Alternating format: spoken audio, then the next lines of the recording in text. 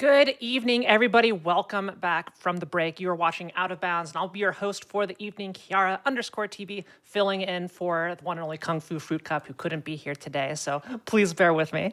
I am joined by the one and only Shark Hats, who is going to be showcasing Outlast II glitches today, and also will be running this at SGDQ coming up soon, like in the wee hours of the morning on Tuesday.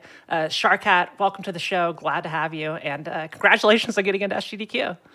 Yeah, thank you, and thanks for having me. I'm excited to show off this game today, show some cool glitches and stuff. Awesome.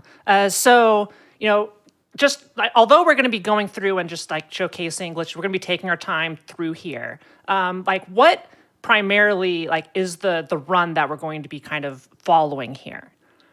So we're going to mostly follow something kind of similar to the category I'll be doing at SGDQ. So it's no checkpoint killing with some of the cutscene skip mod. There's a couple cutscenes that have some cool glitches we can do or show off. So I'll do that when we get to it. But yeah, I'll be using that to skip some of the other cutscenes and stuff, so we don't have to sit through. And this game has some pretty long cutscenes. So, but yeah, that's the main run, and I'll be showing a lot of other glitches from the vanilla 80% run, a little bit 100%, stuff like that as well. Very good. Yeah, I can't wait to get into it because this is a game I'm not the most familiar with, but I'm a big fan of watching people play this game, even though I haven't gone through it myself. So I'm really excited to see what you have in store for us here. And is there one particular thing throughout the run where it's just this is just so cool, under the hood how this works or how it looks when you execute it that we should be looking forward to? Well, one of the main things, or one thing we do a lot is there's a lot of methods for clipping into walls. Unlike Outlast 1, the walls are a little bit more of a suggestion in this game. So there's a bunch of different methods to do it, but if you can get stuck in a wall at all, you can pass through it. So we do that all the time. And then the whole checkpoint killing system we'll be talking about as well. The sort of the run we're doing first will be kind of bypassing that. So I'll explain what no checkpoint killing means. But yeah, that you'll see. I'll explain how it's so important. We'll see a bunch of examples and stuff. You can see how difficult it is to route this game because of that. Awesome. Well, I can't wait to see it, and I don't want to keep you any further from the action here. So, Shark Hat, whenever you are ready, go ahead and just give us a countdown, and we could start with the showcase. Can't wait to see this. All right, sounds great. So I'll just call time here. I'll just quickly note before we get started, you'll see this menu again. These are the chapters, and then these are all the sub-chapters. So we actually start all our runs from the second chapter because the first level, the Nightmare, is almost entirely cutscene, and there's a part where you hold W down this hallway, but we don't include it in the run because it's not very fun. So we're going to start in the crash here. So we'll just do time once I overwrite this save file here. So we'll do that in... Okay. Yeah, hang on a second, everybody. We're working on the game audio. We'll get should there. Be connected now. I think we got it. I think we're set. Now? Yeah, let's get going. Okay, great. Good catch. All right. All right. So we'll get started in 5, 4, 3, 2, 1, go. Good luck. All right. So yeah, like I said, we start in the second level because the first level is just an unskippable intro with a little bit of holding W. It's super uninteresting, for the speedrun at least. So the basic story is that these two reporters are investigating a murder out here in the desert, and their helicopter crashes. So we are basically trying to find the other reporter, the main character's wife, Lynn, and figure out what's going on here. So you can see the down there. So a couple things too. You'll see me. We should talk about the FPS a little bit. So by default, we're capped at 44 FPS, but we have a lot of methods, or a lot of skips and glitches and things that rely on a variable frame rate.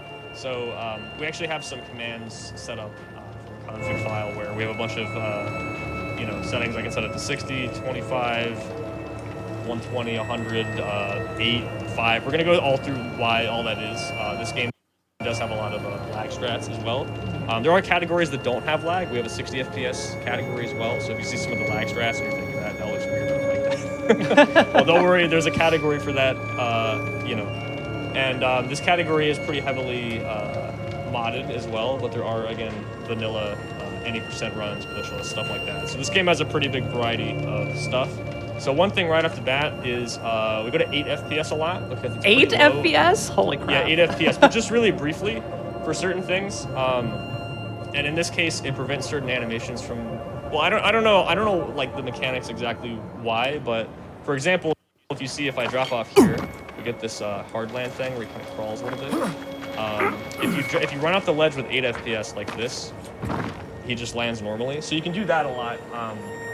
At lower FPS, if you drop down, you won't hard land, which is pretty cool. And right here, so you're supposed to go down this whole climb and get down there. Now, if you just jump off here, you will die. There is fall damage in this game, and there's levels of fall damage. So if you take a lot of damage, you'll be bleeding. And you can just take regular damage too and be bleeding, which is usually really bad because you're usually super low health at that point, obviously. But also your movement is really, really slow. You can't get the sprint speed when you're bleeding. So we want to avoid that if possible. Now, usually you will die if you drop off here and they want you to go this way. But hopefully we get it. Usually I kind of run down and do it in one motion here. So I'll blame that if it doesn't work this time. But if we go into a dive here as we go off, then, oh, that's not speed. I might have to. Oh no, we got it. Okay, nice. Easy. Yeah, easy every time. There you go, easy. So yeah, that skips that whole climb there, which is pretty neat. So I'll talk a little bit about the sprint speed as well. So it takes a few seconds to actually get up to max sprint speed, and then you lose it if you turn too quickly. So I'll do my best to show that off. You'll notice I'll actually kind of make some of these turns a little slow, but that's on purpose, because if you just whip the camera like this, slow down, and it loses a few seconds every time. Wow. You break that sprint speed.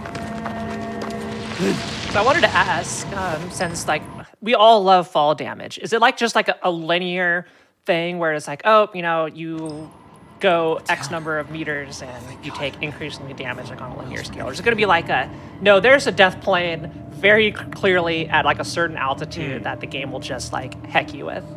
Yeah, there's a little bit of both. The game actually does put kill planes in here and there. Oh, I turned the game down a little bit. Is that better now? Oh, I'll turn it down. Should be good now, I think. Just let me know if it sounds better. Oh yeah, the fall damage. Yeah. So it's kind of weird too. I think there you land on part of the wall while you're falling down. I think that resets the fall damage. Because if you fall all the way down completely, you just die. Yeah, is the game audio better now? I think it should be good. It sounds good on my end, but we'll have just Richard verify it. Okay, sounds good. Production's got it. I believe in them. Cool. All right. So I think we'll do the skip twice because I want to demonstrate one of the most important things about routing this game, which is checkpoint killing. So if you skip any checkpoints in the game, they're all in a list in order. If you skip any of them, you will die. So you can imagine for the speedrun at least, that would be a bit of a problem. But we'll get to that in a minute. So we're going to clip out of bounds here. So this is called a crouch crawl clip, which is pretty much exactly what it sounds like. You just alternate crouch and crawl, and if you do it in the right spot, you can clip through walls. Again, walls are kind of a suggestion in this game, so there you go. So also, I think I might have mentioned this before. If any part of your character model gets clipped into a wall, you're free to pass through it completely. So it kind of just stops acting like a wall at that point. So that's also super useful. Is that like super easy to notice and tell too? It's like, oh, yep, we got it. Super easy. Yeah.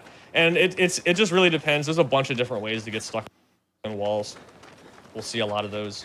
But as you can see, the level deloads, and we can kind of just make our way around the mountain here.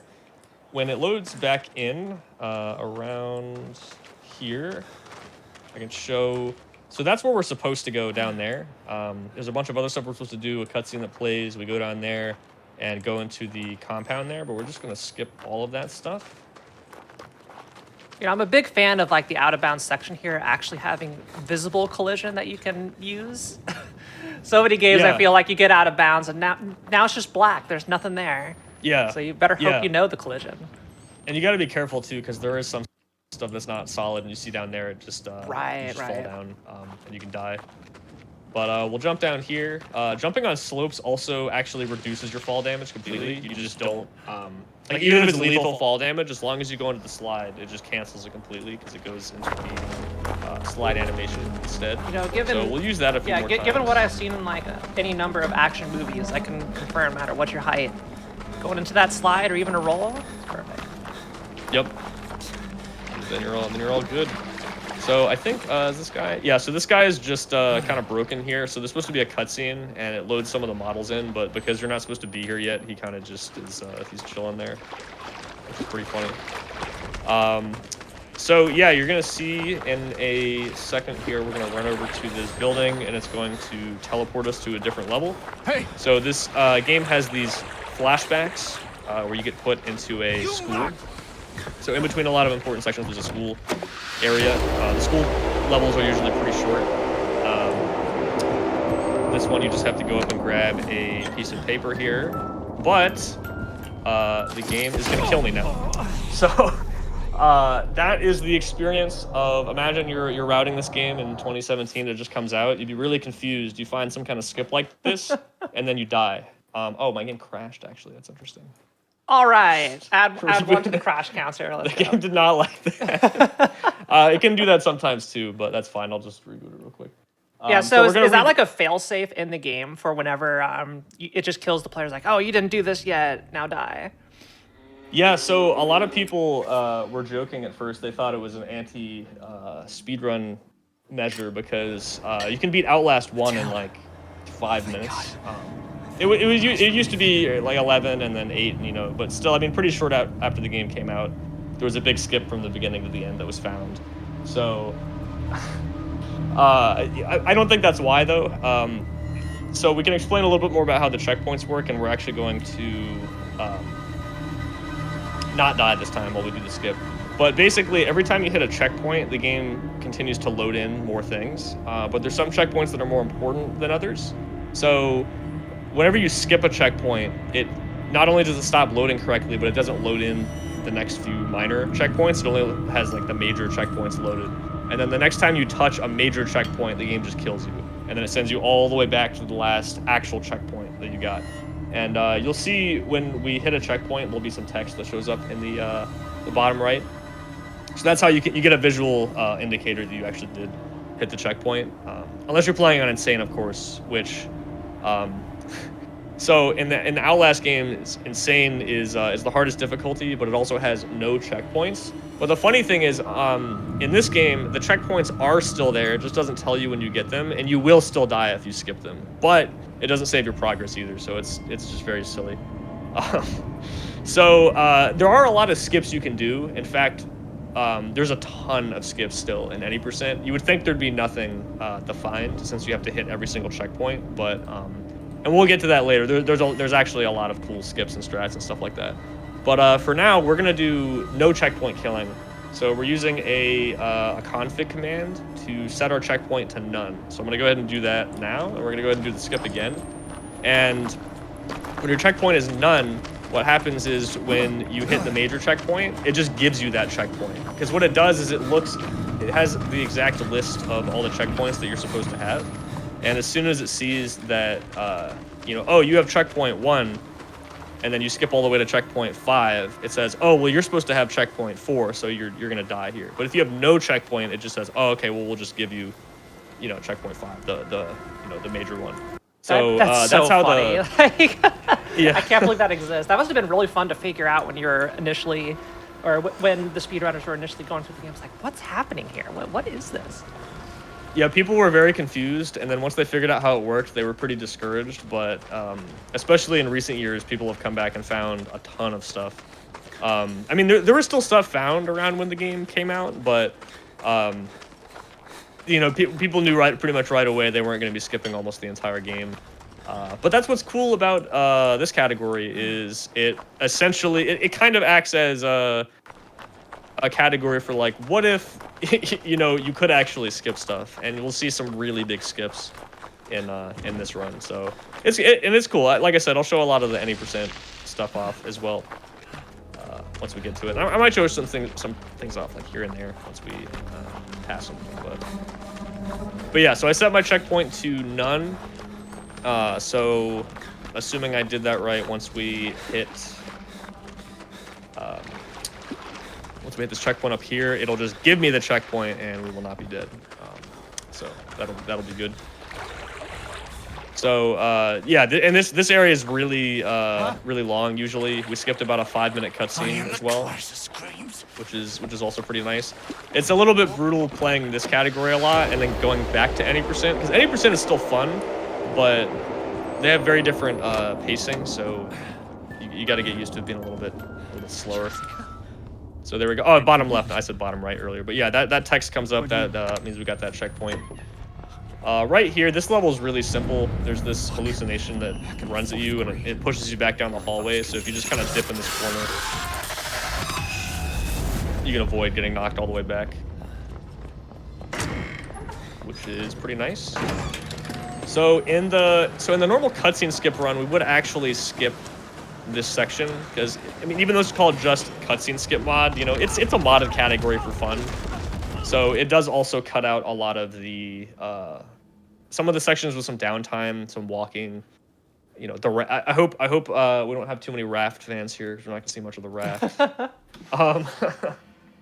But I want to show something here. So normally we would walk this entire way at 8 FPS because you see how he's kind of swaying back and forth here. But then once I go to low FPS, he goes straight. So based on your FPS, he will kind of stagger back and forth. Just to spare all of you from watching it at 8 FPS the entire time, I'll just walk up. The heretics mostly normally here. So setting the But it game does to 8 let you go pretty FPS, fast. is that a like an in-game menu setting, or is that part of the mod package that you have? Yeah, it's part of the mod. It's pretty easy to set up. It's just it's not like an extra. None of the stuff we're using is any external tools. It's just making some edits in a there's a config file, so you can change your input to do certain Unreal Engine commands. Oh, also, if you so this guy's supposed to pull you into an unskippable cutscene here, but because I was turned around like this, it doesn't work. So you can just freely walk away. Your daughter. So I'll go ahead and we'll probably come back here because there's another skip you can do here. But with our limited movement, it's kind of a miracle you can even flip out of bounds here. But with a precise angle, you can kind of just slide through this fence like that. And we can just leave, that's Ethan back there. So we just gotta load in the level here.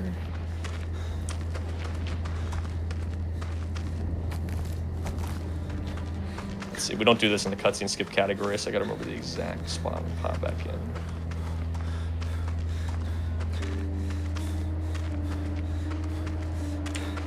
Ah, there it is. Okay, yeah, I got it.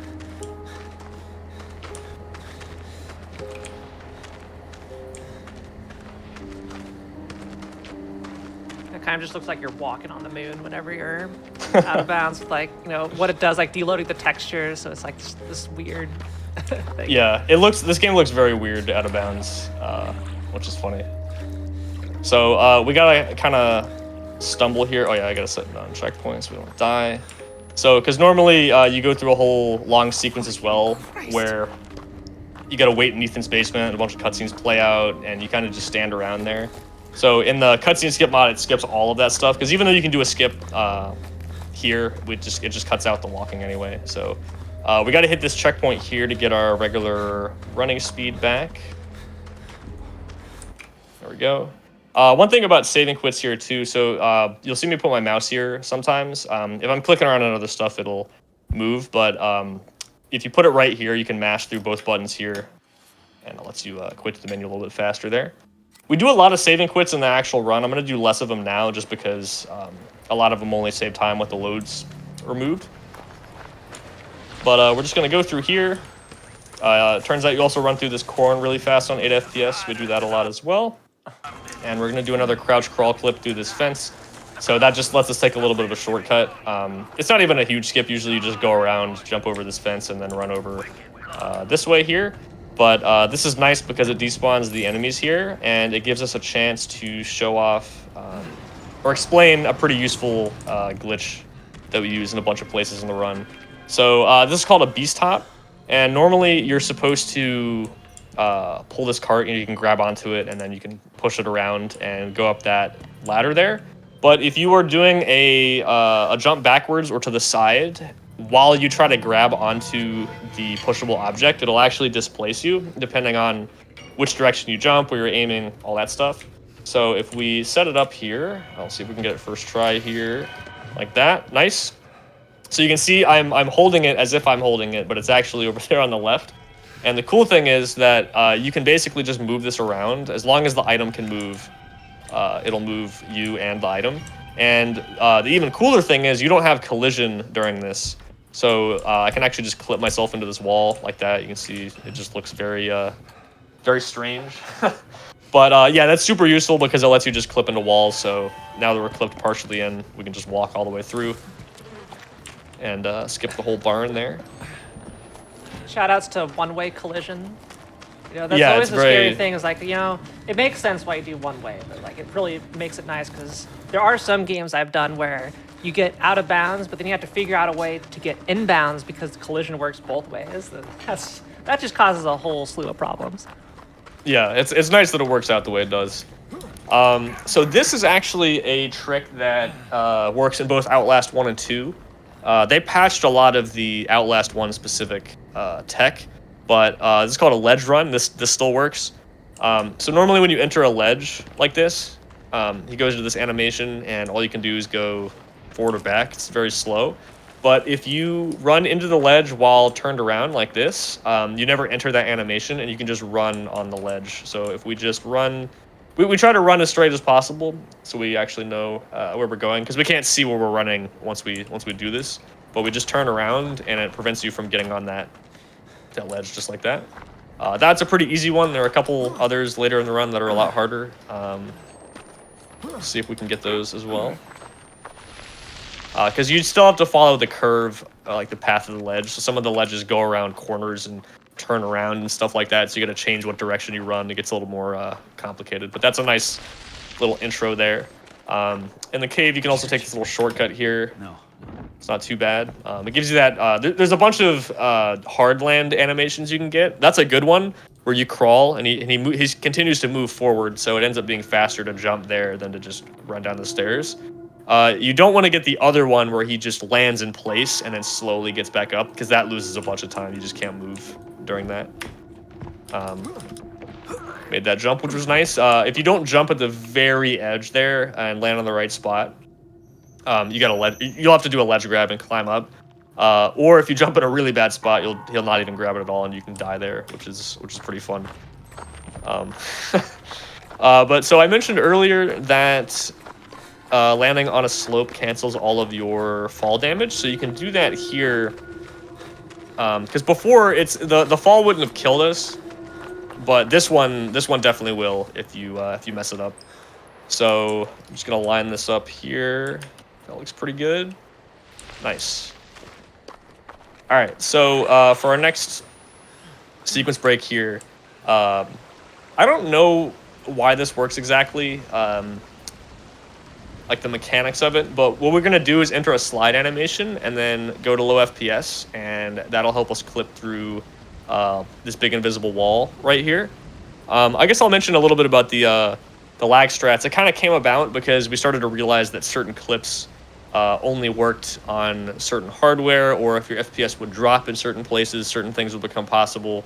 So we decided to have a category where, or just allow, freely toggling the FPS. There actually are a few lag strats that are banned too, so it's not like we're, spamming like the lag the entire time. And I'll show out some of those because some of them are pretty cool actually, but they are banned, like I said. But so for this one, we're just gonna run into the slope here, drop the FPS, just hold left, and we just clip straight through the wall like that.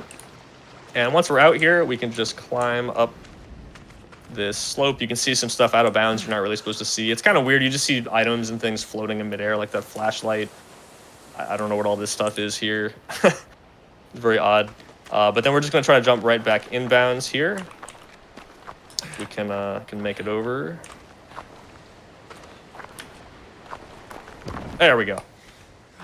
All right, so for this area, we're gonna do elevator skip. This is the elevator that we are skipping. So we're gonna go up here. You are supposed to turn on a generator and then come back to use the elevator. But we can show off another pretty important thing here. So our other method, or one of our other methods of clipping through walls is, it looks pretty simple, but there's a little bit of timing to it. It's a little random, but basically you jump forward and then hold the direction into the wall. And again, if any part of your character gets clipped in the wall, you just pass through it. So it looks something like this. It may not work right away, and that's because of another mechanic.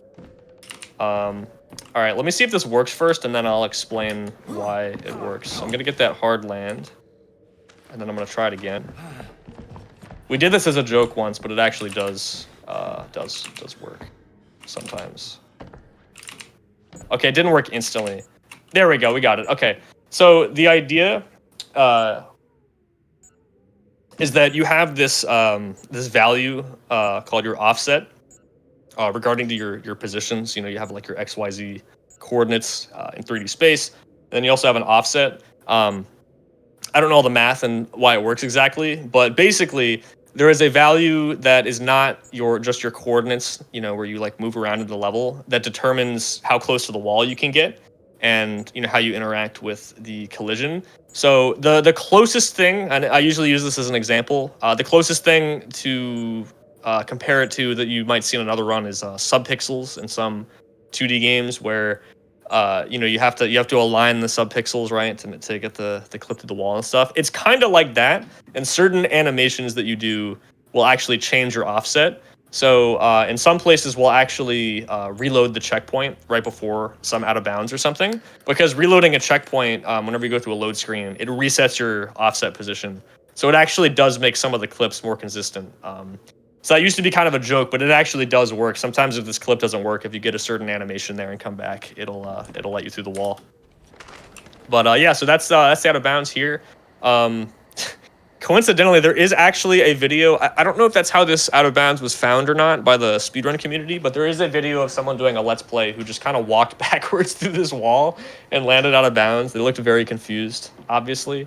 But I don't know. It's just funny because sometimes clipping through this wall is very obnoxious. So it's funny to see stuff like that happen on accident. So I'm also going to use low FPS again here. But the difference is this time it's to prevent the game from loading too fast. So this is one of the other reasons we allow lower FPS. Because depending on your hardware, the level might actually load in too quickly, where some people with slightly slower machines might be able to make it through.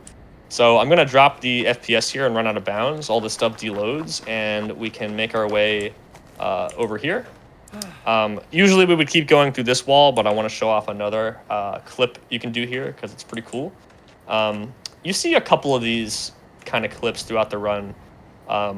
Again, I don't know why in some of these places it works exactly, but it's just, you know, based on the geometry. If you clip in even just barely, you know, you can pass through. So all you do is you crouch in this corner and you kind of just hug the wall and keep going, and you just pass through it like that. Wonderful. All right. So we are almost done with elevator skip here. I'm going to try not to fall off. It's a little precarious up here. Okay, I think we're good. So we're going to get forward here until it deloads. It's kind of dark, so hopefully you can see, but there's this lighter part of the ground over there. That's where we're trying to get to. So again, we're just going to drop the FPS a bit so it doesn't load in too fast. We're going to run this way. Do a little slide here. Get back in bounds. And we're good. We're about to meet one of the main enemies of the game, Marta.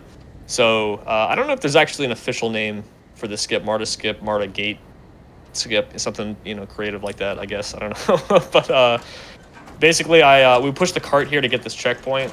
This is one of those major checkpoints, so that'll save our progress. So we'll see if we can get this. But again, just another one of these clips where we're kind of going into the wall, trying to clip through. This one's a bit more annoying. Although we are on, I guess I should talk about the difficulty as well. So we're playing on story difficulty, just because it's the fastest. We do have categories for insane as well, if you want to see a higher difficulty speedrun. But it's... Well, actually, I could show that real quick here. It's pretty funny. If you don't clip through the gate, this is what you do. And this is one of the main reasons we play on story. It's because the enemies are a lot more... Well, there's actually less enemies on story, and you take way more damage. I think they nerfed this a lot because people struggled with it, because she hits you 3 times here, and you don't die, and then you can just go and jump over. They added this later. The original patch of the game does not have story mode, so I think they... I don't know if people complained or they just thought it was too hard, but they they made the game a little easier. Well, that how nice of them. For a game this game. Yeah, it's nice to have the option. No, I've been wanting to ask, like the 8 FPS. I mean, first of all, every time I see you swap to it, I think there's something wrong with my video. It's like, oh no, my computer's dying. It's like, no, that's just the 8 FPS, right? Got it. Was that like an arbitrary number picked, or was that like through a whole bunch of research? Like, okay, we tried 6, we tried 7, we tried 4. 8 is like the magic number that just happens to work. I'm not sure actually. So I saw Semistry in chat earlier, who's another Outlast 2 runner. He might actually know the exact reason. I think it's because it's just low enough for certain things to work, but it's still kind of playable. Because we do have a 5 FPS buy-in for a couple things here and there as well. And that 3 FPS difference is actually really noticeable. 5 FPS is super choppy, whereas 8, it's like, yeah, it's, you know, it's pretty choppy too, but you can kind of tell what's going on. It's like a little smoother. So it's a nice balance of, you know, you got to use it in some places where you need to run for a little bit of time. A lot of the 5 FPS stuff is like you're just doing it for a second or two for something to work, and then you switch back so you can actually see what's going on. Oh, and I see Looney in chat. What's up? Looney helped route this game back in 2017, so he knows the struggle of 1.0 difficulty and checkpoint killing. He found I believe it was the first skip found in the game towards the end, so we'll talk about that as well. Let me grab this checkpoint here. So we're going to go up to the chapel, which is the main next area we're supposed to go to. But I want to show off a little bit of a 100% strat here first. So you can... I did a beast hop earlier on a cart where I did that side hop and it displaced me from the cart, and I was able to like push it around while not actually grabbing it. So you can do that on bookcases too, because they're also pushable objects. So in 100%, you have to grab all the notes across the map, and there's one in here, and it's a little faster instead of pushing this to do a jump like that and get a beast hop, and we actually clip through just like that. And like I said, you can still move this thing around while you do that. And then yeah, there's the note for Hondo, and then you would just warp out. So there's actually a couple things I want to show for Chapel. So in regular any percent, this area is super easy. It's basically just a cutscene, and you have to just wait around. So the game has more traditional cutscenes, you know, where you lose control of your character. You're just watching things happen. They're all rendered in real time. But there's also a lot of situations where you do have control of your character, so it's not really a cutscene, but you're just waiting for things to progress. You gotta wait around for a few minutes. So this is skipped in the cutscene skip mod, but this is one of the examples where there's some kind of funny, cool stuff, so I want to show that off. But before we get to that, in the regular no checkpoint killing run, you can skip the chapel. But it's annoying because there is a checkpoint in there you need to get to load certain things in. So with the no checkpoint killing thing, yes, we can skip checkpoints, but you do still need to hit all the major ones to load stuff in. So, you know, this first chapter, Genesis, is the longest one of the game, but you can't just run from the crash site all the way to the last chapter. You actually have to kind of go through and hit certain things here and there. We still skip a lot, but you know, it's still somewhat restricted. You know, we're still not skipping the entire game. But before that, I want to explain how the skip works, because you have to run away from enemies that one-shot you while doing it, and they are very fast and annoying. So imagine we went up there, we got the checkpoints, we come back. So there's two methods. The fastest one is just to clip through this gate here. Now this sucks because you have 1 or 2 tries at best of clipping through this, because the enemies are just sprinting at you after you leave the chapel. So you get over here, and it's pretty similar to elevator skip when you saw me clip through that wall. You basically just jump forward, hold right, and hope you clip through. These are probably the most random clips in the run, and let me actually reload. Again, that resets your offset position, which affects how close you can get to the wall, and sometimes it just doesn't want to work if your offset is bad.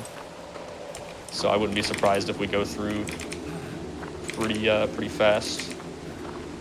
But then again, this one is notoriously annoying, so yeah, there you go. That lets you clip through that wall like that. But I want to show the old method of getting up past that gate, because I think it looks cooler. Obviously, just clipping straight through it is very fast. But so if you do we're gonna do kind of a weird beast hop here. So because I'm gonna get it where he's pushing on it from this direction, but I'm gonna start facing this way and jump backwards. So the effect is it's gonna spin me around and actually put me through this wall in front of me. Might take a few tries. This one's a bit weird. Yeah.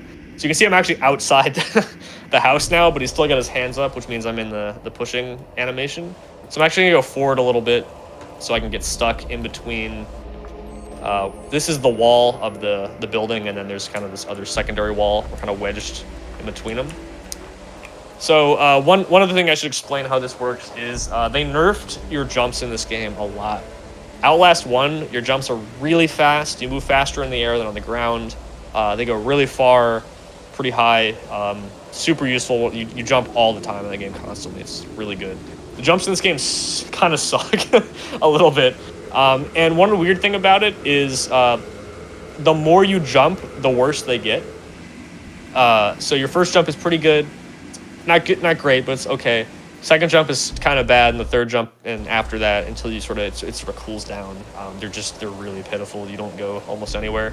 So in this case, we actually kind of want that though, because we're going to try to kind of scale this wall here. So I'm going to jump in place a few times, and you'll see even when I spam the button, he does this little tiny hop every second or so. So we want to get those jumps and then start kind of just mashing to climb up this way. And I got to be a little careful of the angle. This one's a little bit tricky too. I haven't I did derust on it a bit, but it's a little finicky. This hasn't been on the route in a long time, but I wanted to show it off because it's pretty cool. So we're gonna jump in place a little bit. And there we go. So we're on the roof. Heck yeah. And from there, you can just run up here and drop down. Now, you would think that's the end of it, but remember, when we go do this, there's going to be enemies chasing you the whole time. So even in the old route, you would hop over the fence. But there's a gate there, right? So you're good.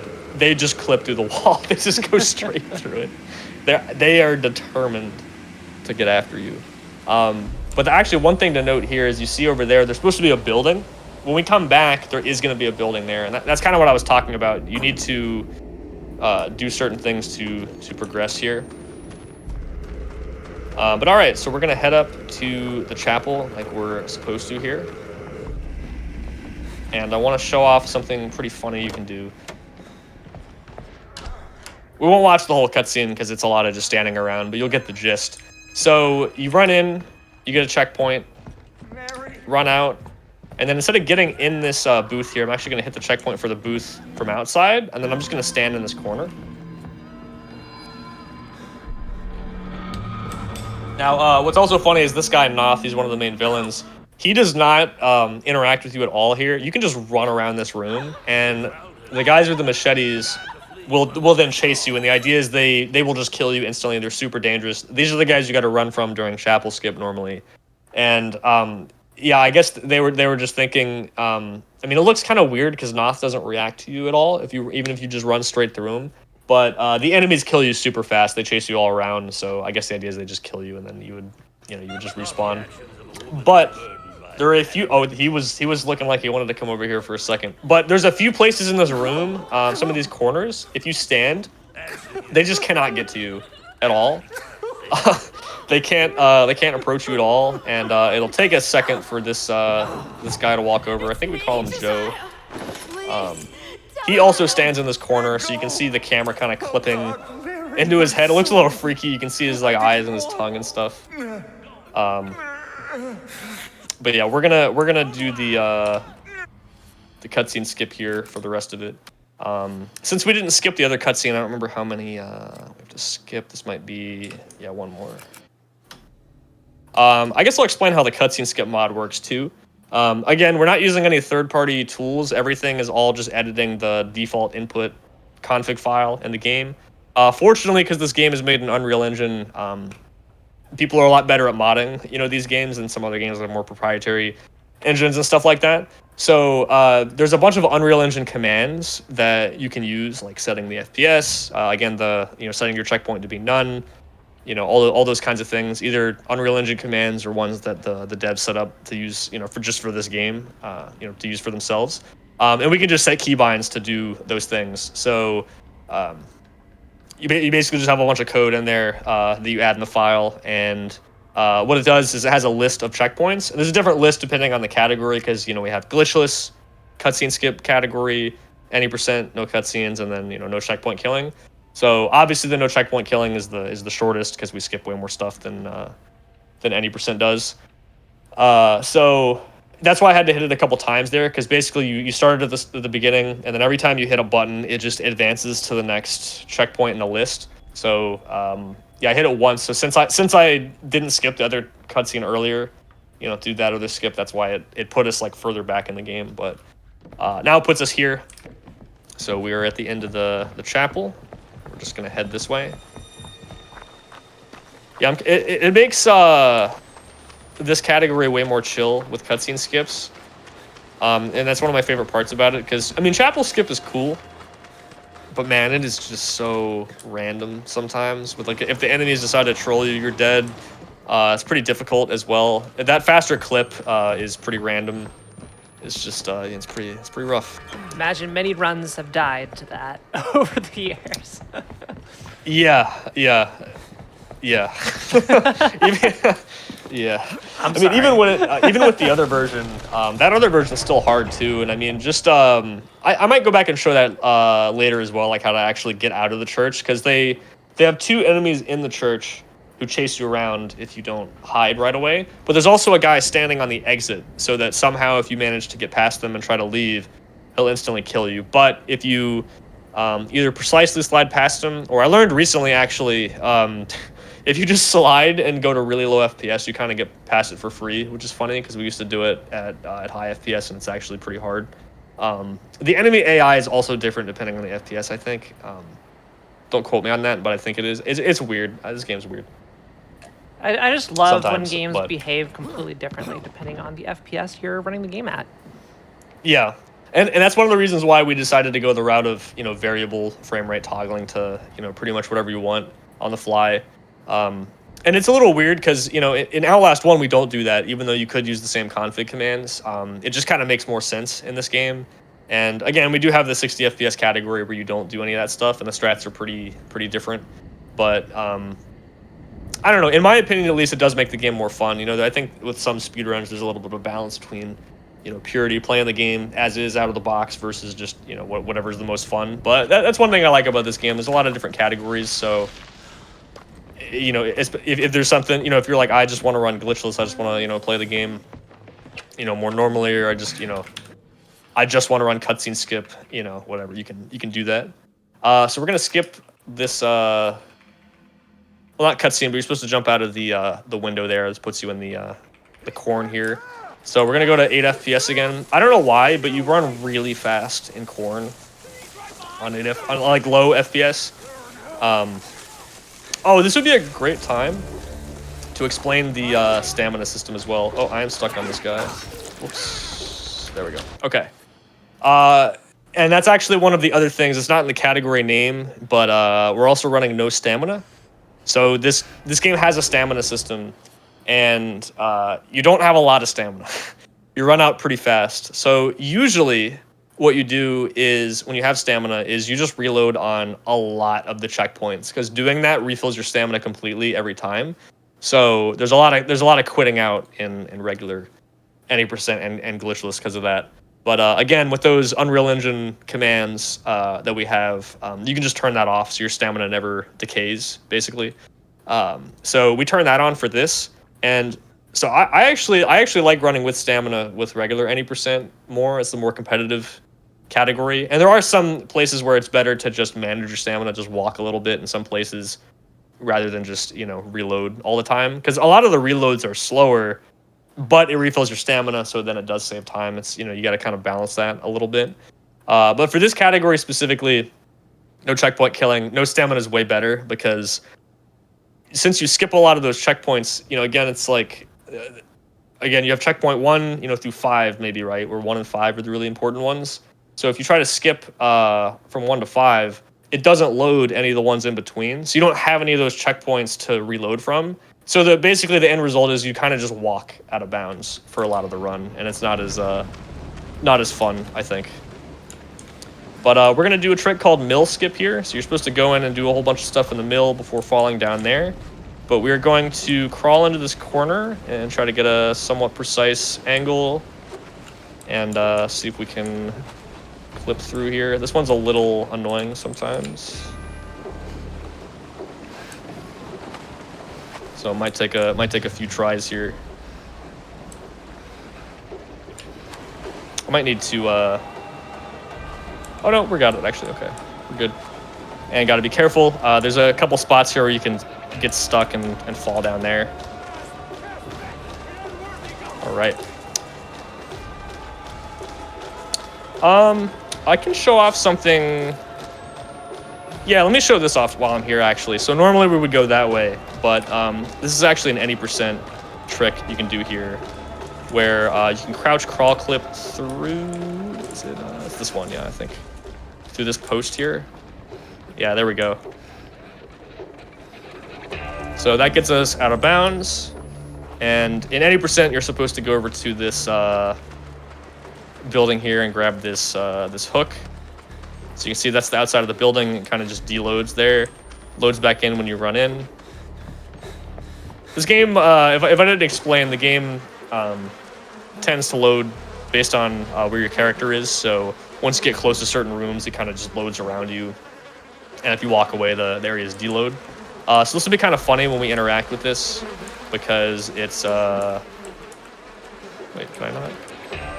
I've never tried to do this in no checkpoint killing. I think it's unloaded. Maybe we can come back later, but there's a funny thing that happens where it you grab the hook, but it kind of like pulls you to the middle of the room. Actually, I think I could still do it. I believe. I think you have to because you do this skip in any percent as well. I think you have to actually hit this checkpoint, maybe. Which will spawn Marta. Where is it? It might... Oh, you know what? I think I might have...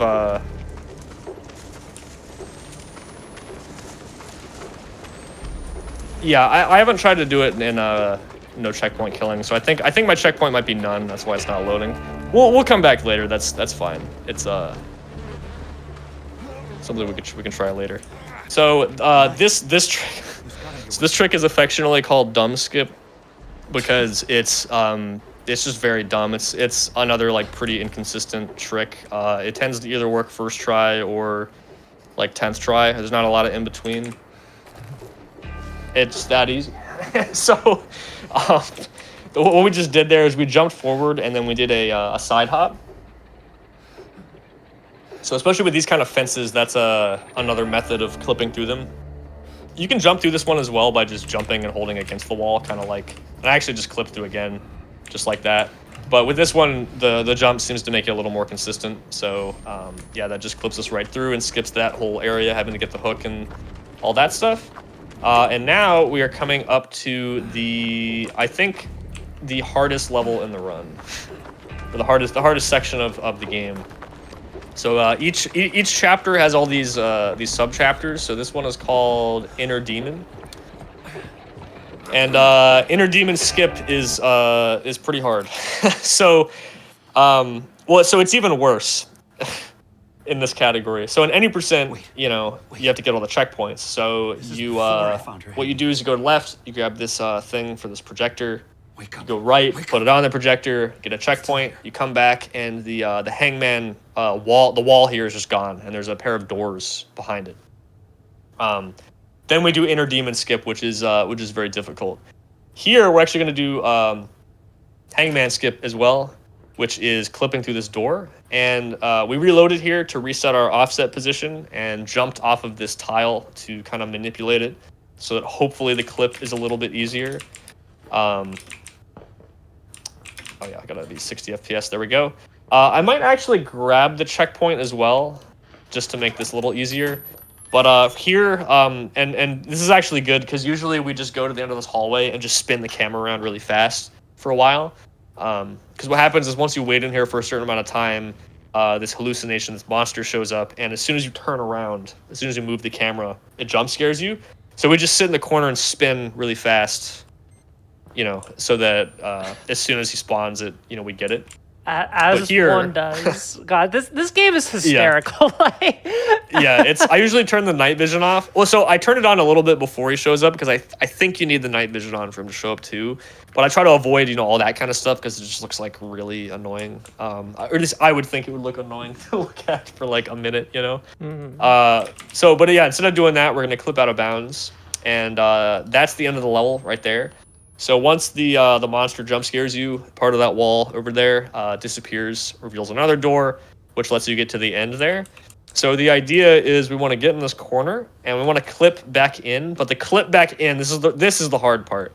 So I mean, I could get it first try, but it's pretty precise, so it might take a few tries. We'll see. Yeah, okay. So we're gonna do that again. I'll try hangman skip a couple times too, because we did get it pretty fast there. But if this starts trolling us, I might just grab the checkpoint, and then I give a little bit of insight on what we're actually skipping here. I mean, it's not a super long level anyway, but yeah. Chapel skip is rough, and then this is also a really big early game run killer here.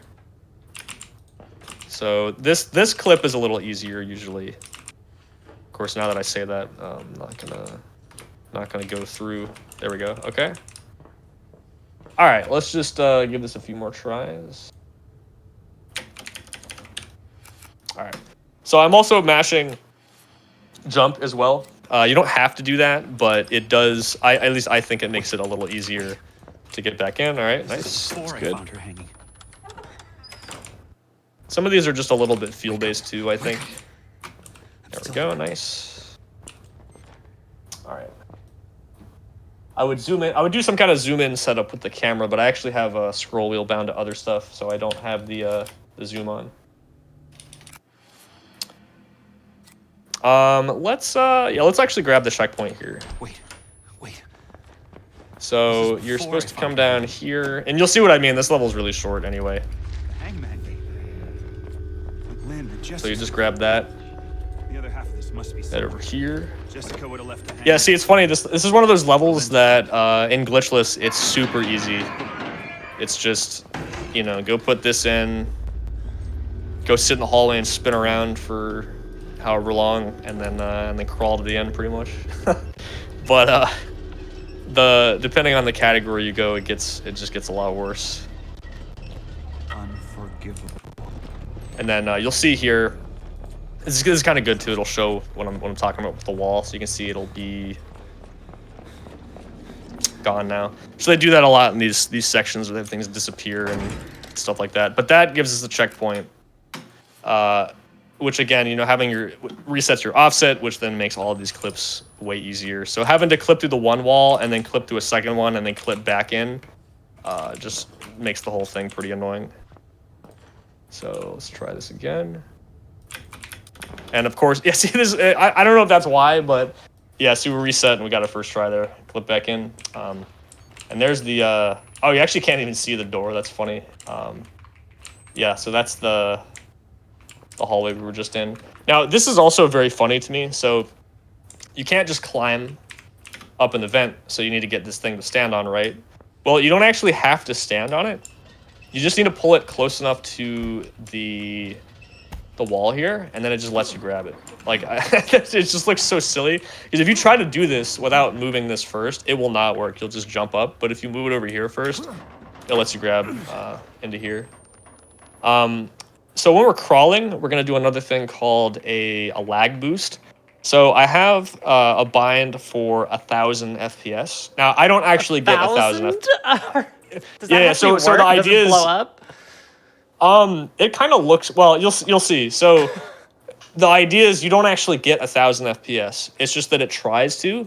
And this is another reason why lag strats are allowed. Because when you're crawling, if your FPS drops below whatever it's capped at, you'll go faster while crawling. So the idea is you set it to something that you know you can't reach. So then when it doesn't reach it, you crawl faster. So for example, if you were to play at 60 FPS and you get frame drops, which some people do, you actually crawl faster than people who get a stable 60 FPS. So yeah, it's very silly. So yeah, that's so we just spam the toggle button, and you'll see. So like this is the regular crawl speed, right? And then this is a lag boost. He really just like picks up the hustle there. It's way faster. So pretty much anytime you're crawling, you'll see that. So again, you know, this is regular crawl speed like this, and then that is that's lag boost speed. So pretty silly, but silly game. So we're gonna do another ledge run. So again, how these work is you turn the camera behind you when like this feature here where you look behind while running on the ledge, and it prevents you from entering this animation like that. So we're just gonna do that. This one's a little harder because you gotta actually hold into the wall. You gotta hold right, or else you'll just walk off and die. So we're in the second chapter now. That was the end of Genesis. That's by far the longest level. The other ones go a lot quicker after that. So we're gonna make our way over here, and this is pretty common in no checkpoint killing, but you're supposed to watch a cutscene here. If you try to walk across this bridge to get over there, all these locusts or whatever they are fly in and knock you off. If you slide and land on a certain tree here, you can just barely survive that. Looney says, real PC speedrunning moment. Yeah, pretty much. Pretty much. All right, so we're gonna slide here, and we're dead. Okay, yeah, so it's a little precise. If you don't land exactly on the tree, then you're dead. And you know, I probably should have picked up a bandage, but that's okay, because we might not. Maybe we'll get lucky, but usually you take bleeding damage from this. Yeah, there we go. Okay, that's fine though. So again, when we have bleed damage, we can't get to full sprint, so we're just going to move a little slower, but it's not a huge deal. Go non-checkpoint there so we don't die. I'm just trying to remind myself.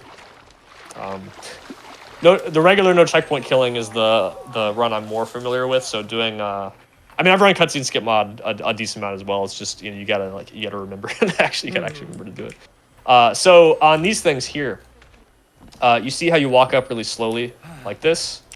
So there's a much faster way to do it, which is if you walk just on the edge, you actually don't enter that state where you walk really slow. You see how he kind of puts his arms out and he steps really slow. So if you get to the center of it, that happens. But if you run on the side like this, he will actually run normally. It doesn't look that much faster because I have bleed damage, but usually it's a lot faster. The one in the hiding spot. Oh, I forgot about that, actually. I think that might be faster, too. I might go back and try that later, but I don't remember how to do that. But I guess I'll just mention it. So that one looks really funny, actually, because so there's these hiding spots, like these logs you can crawl inside. And kind of like how if you hit a slide animation, it cancels your fall damage. Entering the log also cancels your fall damage. So if you jump off the bridge, turn 180, and spam interact and manage to interact with it before you hit the ground, he'll stop falling and then just crawl in, and then you can crawl back out. Yeah, I think it might be a little faster, and you wouldn't have to pick up a bandage either. Now that I think about it, I think I usually do grab one. Yeah, if I can, we might come back to that. I don't know. I don't really remember. I know I've done it before, but I don't really remember exactly where it is. So I don't want to kind of. I mean, we'll see how much time we have towards the end, maybe, if we want to mess with it. But yeah, I just remember you have to know where it is and then, aim towards it. So we normally would go down there, but there's a pretty big skip here. So 2 ways to do it. You can just jump clip through this, kind of like that trick dumb skip we did earlier. Excuse me. Or you can do a crouch crawl clip through the left wall right here, which might take a few tries. This one is usually pretty annoying as well. I might just try the other one, actually, if it doesn't send me through. Wait, let me try, I think... I usually do 75 for this, actually. Yeah, there we go. Yeah, see, this is just another weird thing with this game. Specific clips work better at different FPS. Crouch crawl clips usually are good at 60 to 75 FPS. We had the question earlier about the 8 FPS. A lot of these specific things are actually kind of just messing around and just seeing what works. These particular clips seem to not really work at higher FPS, but I don't know. 75 for this particular one is sometimes a bit better. It also works at 60. I don't know, but yeah, that lets you just crawl around and pop back in bounds like that. And we're gonna make our way over towards the end of the level here. Would after this level be a good spot for a break? Yeah, actually, yeah, I think that'd be a good break point. Awesome. Yeah, we're just about there. I'm loving how silly this is. It's it's very funny, yeah. There we go, using the low FPS again to break our fall. And entering here will give us another major checkpoint, which will save, and then we're gonna reload to get rid of the bleed damage finally here. And little jump scare, nice. But yeah, no, that's the end of that level. So this would be a good time for a little break. awesome. Yeah, let's go ahead and get over to that. But really quick, a couple of announcements I want to share with everybody. So if you do not hear about this, you can now join the official GDQ Discord and add the new Hotfix role. So that's where you can keep tabs on any upcoming events, talk with staff and showrunners. You want to talk to me, you can go in there, sign up for that hotfix role, and let me know your thoughts and everything. And there's so much more you can do there. Use !Discord in Twitch chat for more info. And also, Sonic and the Sidekicks is coming June 1st and 2nd. Use the !Sonic to take a look at the schedule here. And of course, if you missed out on any of our shows or events, be sure to check out the VODs channel on youtube.com/gamesdonequick.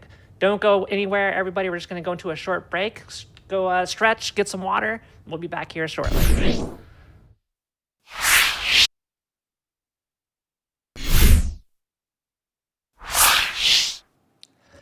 Welcome back from the break, everybody. Hope you had a good time.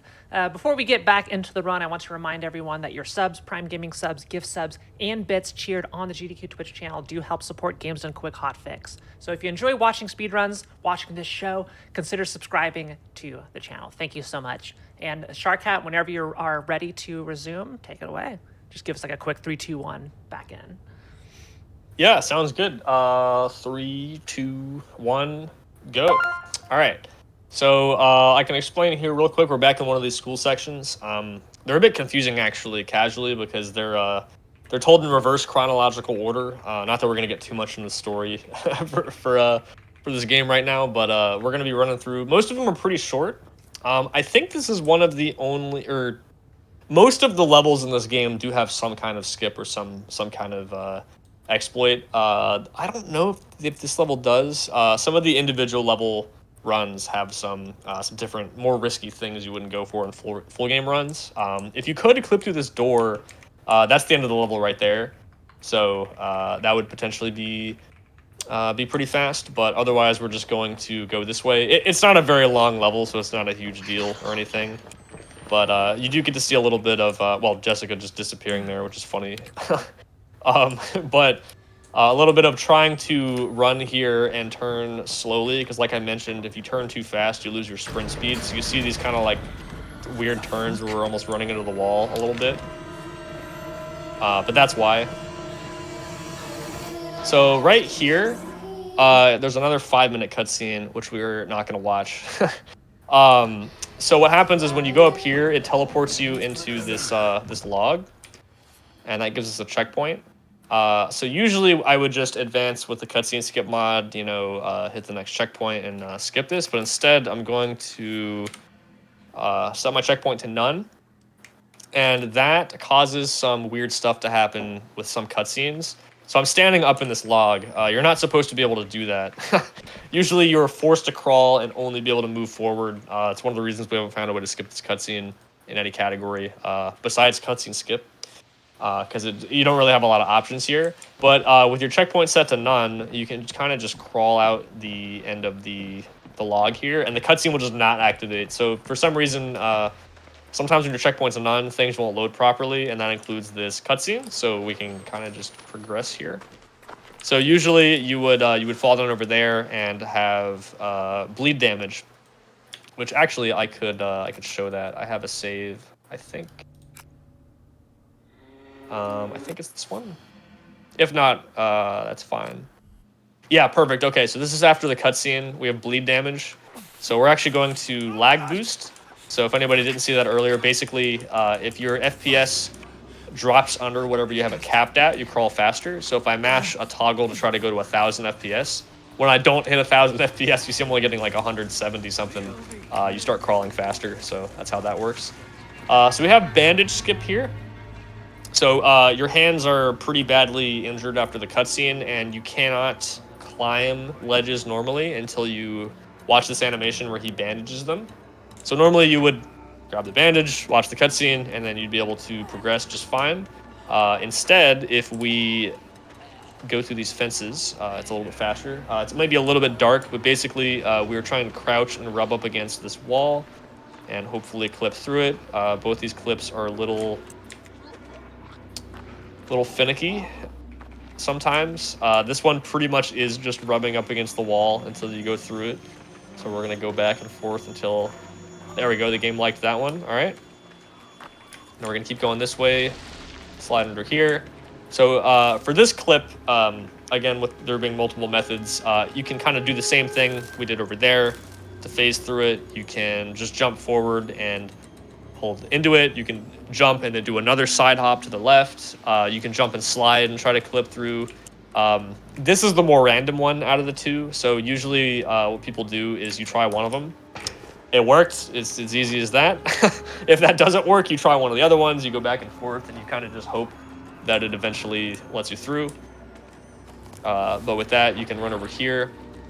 Unfortunately, when you hit this checkpoint and reload from it, it actually updates your progress. The game does this in certain places, so I believe it's kind of hard to see, but he actually has bandages on his hands now. So even though we skipped putting the bandages on, if you get that checkpoint and reload, it updates your progress and assumes that you do have the bandages. Which is good, because otherwise you wouldn't be able to climb that ledge there and be soft-locked. So that works out. Alright, so this is called, very creatively named, triple fence skip, because we're going to clip through 3 different fences here. Oh, no way. Yeah. So we've seen one kind of like this, but while we were crouching. This one works standing up. You just walk and get stuck in this corner, and as long as you hug the wall the right way, you're able to clip through this fence like that. Gonna dodge past these enemies here. This one's a little tricky. If you see that text come on the screen, that means it says you don't have your camera. So we've lost our camera at this point, and it's in there. When you grab it, it takes you to the next level. but for no checkpoint killing, we can actually skip a bit more of the level. I didn't explain why the language is in Chinese yet, so I guess I could go ahead and do that now. So there's only 2 dubs or 2 audio versions of the game, English and French. The studio is French Canadian, so English and French are the top 2. In terms of priority, I guess, for getting the dubs done. But they have a bunch of other languages. But when you select those, you get English audio and then the text for whatever the language is. So in this case, we get Chinese. And for this category, it actually doesn't matter. I will show the one place in any % where it does matter. It's just because of the text. There's one room where there is text on a computer screen that goes by, and it's about 20 seconds faster in Chinese versus English. Another fun fact, I guess, about the language differences. French is the slowest because the French dialogue is, I think, about 5 seconds faster in one particular cutscene in glitchless. So in glitchless, if you play in French, you lose time. Yeah, so most of the time, Chinese is the fastest. In regular no checkpoint killing, we skip the one level, or I guess both areas where the language difference matters. So it actually doesn't really matter that much, but I figured since we're going to do that other level anyway, we might as well just leave it. Also, for whatever reason, if you try to change from Chinese to any other language, the game makes you restart it, whereas I think if you go from any other language to another one, it doesn't do that. It's kind of weird. Last thing about the language differences, Japanese is also very fast, but it's about 1/10 of a second slower than Chinese. So you could play in either one. It doesn't. If that 1/10 of a second really matters, you play in Chinese, but it doesn't really matter that much. Hey, what's up, Osborne? Hope you're doing well. All right, so for the second clip of Triple Fence Skip, this one again is pretty random, and there's really not that much to it mechanically. It really is just you rub against the wall until it lets you through. So again, we don't have our camera. It's a little bit dark. We got to be a bit careful because there are some barbed wire sections here. And when you run into the barbed wire, it clotheslines you and you fall on the ground. And it also does bleed damage, which is, again, very bad. And you got to be really careful here because even if you hit like the side of the tree at full speed, sometimes it'll still get you, even if you don't. It doesn't look like you're actually running into it. And now for the third clip. This one is also a little, no, actually that's pretty good. Now we need to get down a pretty steep drop here. So this is like this is probably the hardest part, most likely part to die. We did not die, nice. So we just did a little jump down there. Make sure I don't die here, because this is our next major checkpoint. I don't want to repeat myself too much, but in case anybody missed it from before, basically there's minor and major checkpoints, if you want to think about it that way. If you skip any checkpoints, the game stops loading all the minor checkpoints. They just don't work. And that's bad sometimes because every checkpoint you touch loads something in. And if you skip, normally if you skip any checkpoints, the next major checkpoint you touch, like this one, you just die. We're using a mod that lets us do a command and an Unreal Engine command to set our checkpoint to be none. And if you have none checkpoint when you hit a major checkpoint, it just gives it to you instead of killing you, which is really good because it usually would just send you all the way back to the last one you actually had. All right, so we're almost done with the second chapter here. Like I said, the other ones are going to be really quick. The first two are the longest, and the first one in particular is the longest by far. And we're probably not going to play the very last chapter. You know, as much as we've been able to route out in this game, the last chapter is pretty much just all cutscenes. So, yeah. there's, I mean, I don't know. If I think of anything funny to show off, I guess we can do that. But there's, it's a little unfortunate. It is mostly just holding W and cutscene, but, you know, that's all right. I said get your hands off me. I would rather have that at the very end of the run than the beginning. Usually you only play it if you're actually going to PB. So it's just sort of the victory lap, usually. Anyway. So we're going to do another lag boost here. For whatever reason, the lag boost is faster when you reload this checkpoint. I don't really know why. to be honest. But that's just how it works. And we're gonna do another school section here, another somewhat difficult trick. School roof skip. Again, where Skip's getting off the roof. You know, very creative names we have. But yeah, so we're gonna try to clip through this fence. Again, you've probably seen this clip. This method of clipping so far before. It's pretty much just jump against the wall and hold into it. It really just depends on the geometry. There we go. Yeah, some of them are easier than others. Fortunately, we have our camera back now as well. Kind of like the thing with the bandages. If you get past the point where you would have you were supposed to pick up the camera already, the game gives you the camera back, which is really nice because if you skipped the camera completely and you didn't have it the rest of the game, that would be very obnoxious. So if we go forward here too far, and you can kind of see out there a little bit of the void or there's no level there, the collision ends here sooner than you might think. Only a little bit of this snow here is solid. So we're going to run and then jump, and we actually land on top of this hallway here. And I guess you can't really see it. There's nothing loaded there, but that area there is where the cafeteria is, and we want to land inbounds. So I'm going to drop the FPS a bit so that it doesn't load in too fast. Nice. Okay, so we're back in. And unfortunately, we do not have a bandage here. So,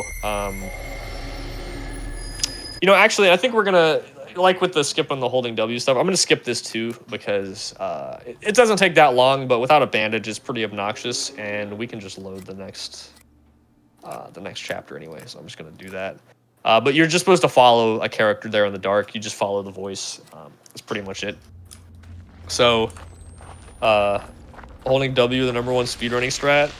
There is actually one out of bounds you can do. That final area, it's just a lot of, you have to hit everything to load everything else. And a lot of those checkpoints you get are from watching cutscenes. So there's not, like, even though you can skip past some of that stuff, it just doesn't really, it doesn't work. There is one out of bounds you can do, though, that saves, like, less than a second, I think, if you clip out instantly. I actually don't know how to do that one. But that's okay, though. It's not really, it's fine. You're not missing too much. So here, again, you can take the stairs, or you can just run and jump off. If you get enough speed, you can actually slide off of that part I landed on, which looks pretty cool, that invisible platform there. Okay, so when we get to, again, this is chapter 3 out of 6. 6 is the walking simulator, right? So this chapter and the next 2 have massive skips. So we did some pretty big skips before, but at this point, we're gonna start, doing tricks where we're skipping almost the entire level. So, I might come back and show some stuff you can do over there towards the end, like the 90% stuff. But we're actually gonna go this way.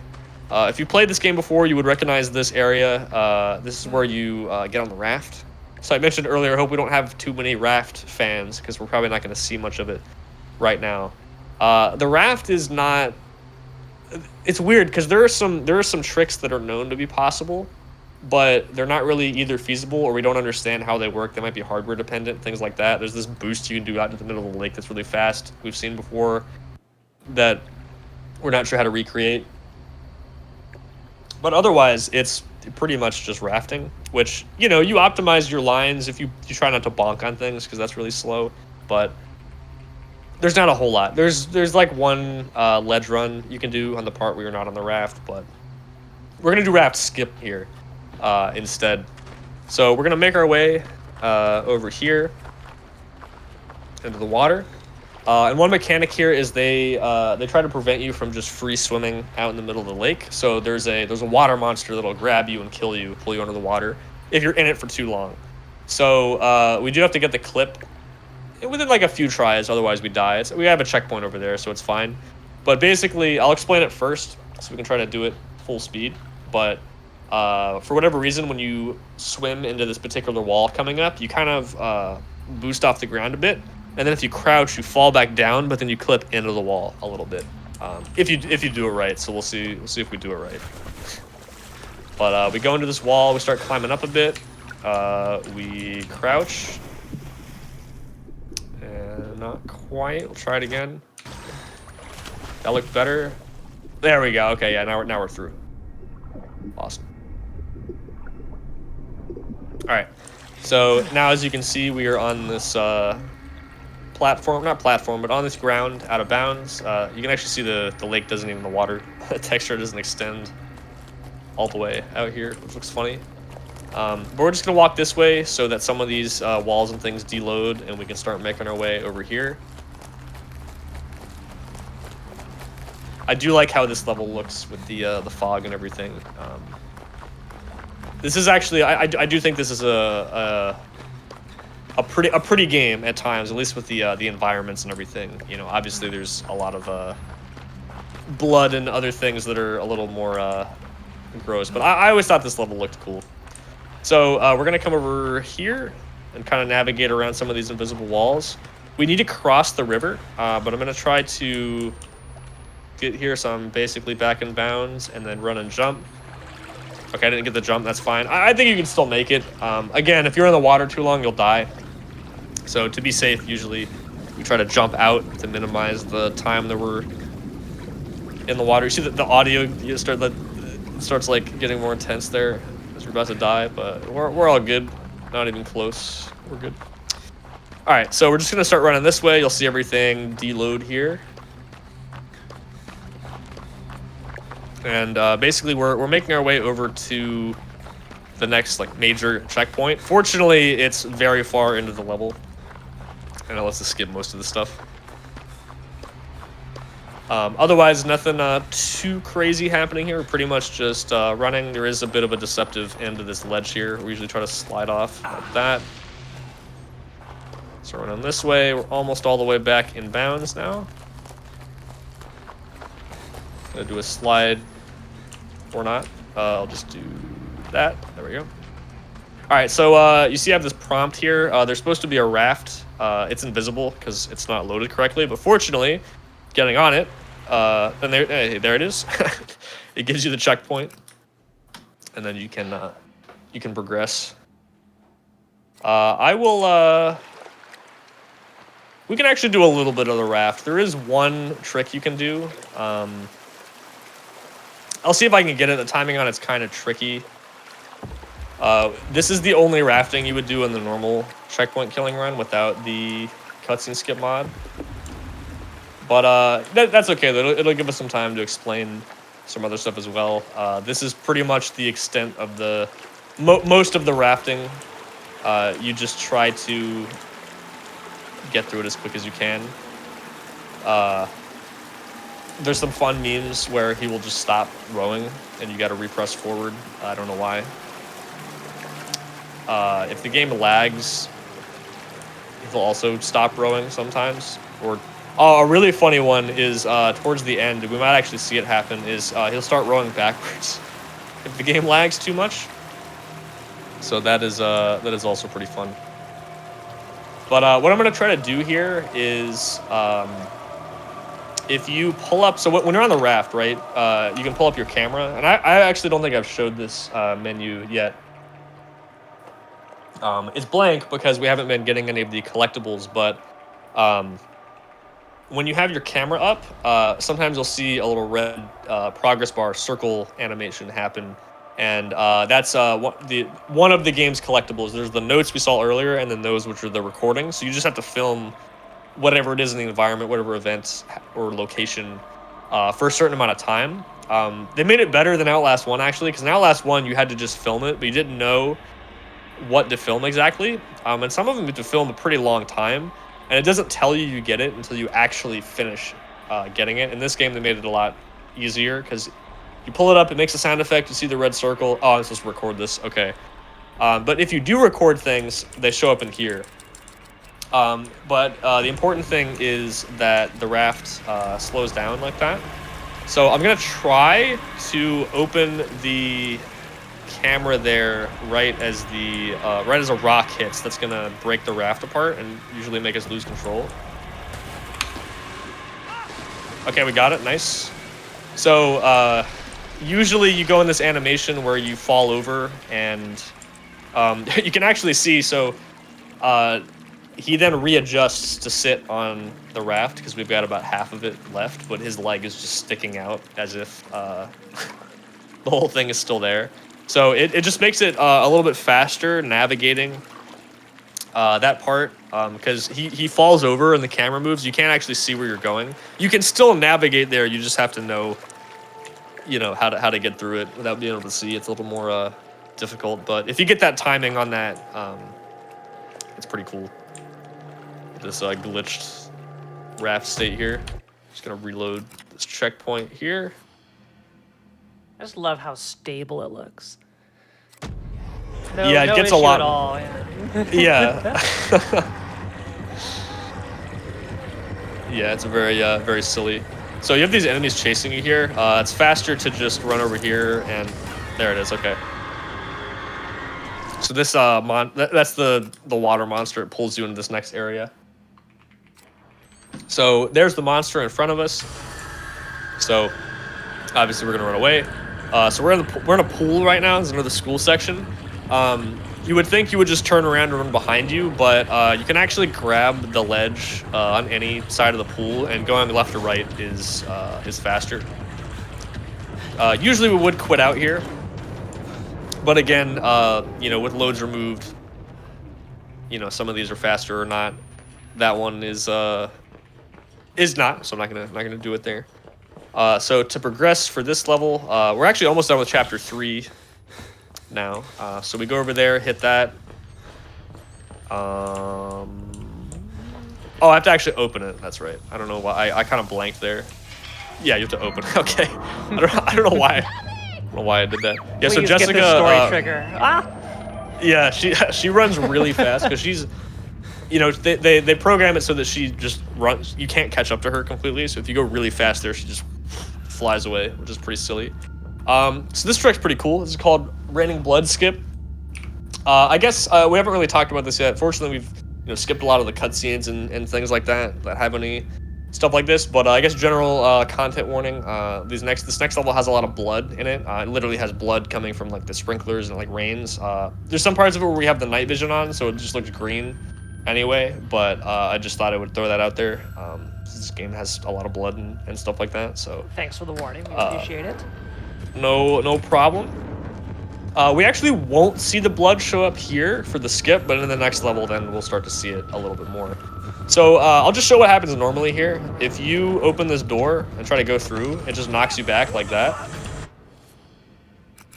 And then you got to run all the way around. But instead, it's kind of particular. Again, it's a weird FPS thing. We want to be at 120. And if we press and hold the button down to open the door instead, it keeps us in place like that. And then we can run. And we can make it through before the monster runs through and it shuts the door. Now, normally when we get through this part, the sprinklers go off, but it's blood instead of water, and everything's all red. So you'll hear I actually have water footsteps, or actually you do see the blood footsteps, but it's like a wet footstep. It's not like the regular floor. And so it looks kind of silly here because normally when there's water like that, you can do these really long slides. Well, that's like a normal slide, right? So now when we're on the water, you do these super long slides like this. But it just looks weird because there's you don't actually see the liquid, but you can still do it here. It acts like it's there. You just the visuals are missing. So yeah, that's the third chapter. We're one of the fourth chapter judges here. This level has a lot of really cool any percent strats that we're gonna come back and look at. But I'm gonna show you the big skip first here. So yeah, this is the area with the raining blood. I am gonna have the night vision on for most of this, but again, this part in particular, if you don't like blood, just fair warning. So we're gonna make our way up here. Fortunately, there is a major checkpoint we can hit in the very last sub-chapter of this area, and we can go there right from the beginning. So we can pretty much skip this entire level, and it's normally a pretty long one too. So again, we're gonna clip through this wall. This particular one, we're gonna jump and side hop, and hopefully it works. This one, again, all of these are like a little bit different. This is one of those examples where if it doesn't work the first time, it's probably going to be really annoying. So you always want it to work first try, because otherwise it's a bit of a struggle, even if you feel like you're not doing anything different. I'm going to go low FPS here to prevent this from loading in too fast. We're going to see these enemies T-posing because they're not loaded yet. I am stuck in this house. I can get out, I think. This is solid. Wait, am I actually stuck in here? No, I'm not. Okay.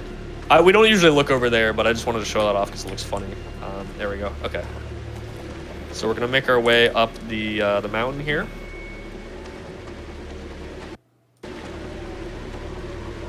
And like I said, we're just running to pretty much the very end. Most of this trick isn't too bad. This part's pretty straightforward.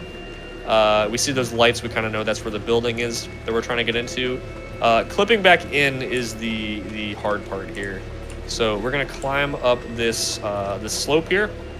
The building is basically in front of us, and again, the game loads based on where your character is. So if we get close enough, eventually it's going to load in the whole building like that. And now I'm gonna line up the camera brackets here to get these specific jumps to try to not fall off this slope. And now we need to crawl into the wall here. You see when we crouch, the building deloads again. So we're gonna abuse that, get a little bit forward till we get stuck in the wall, and then try to jump and get boosted back up to clip back in.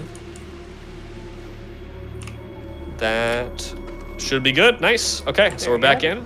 And again, that's the end of the level. Coming. Yeah.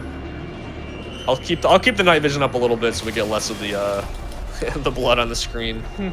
So we're gonna run here. We're gonna have some enemies chase us. We do want to get in the elevator, but they we need to get past the enemies. So you're supposed to go around here.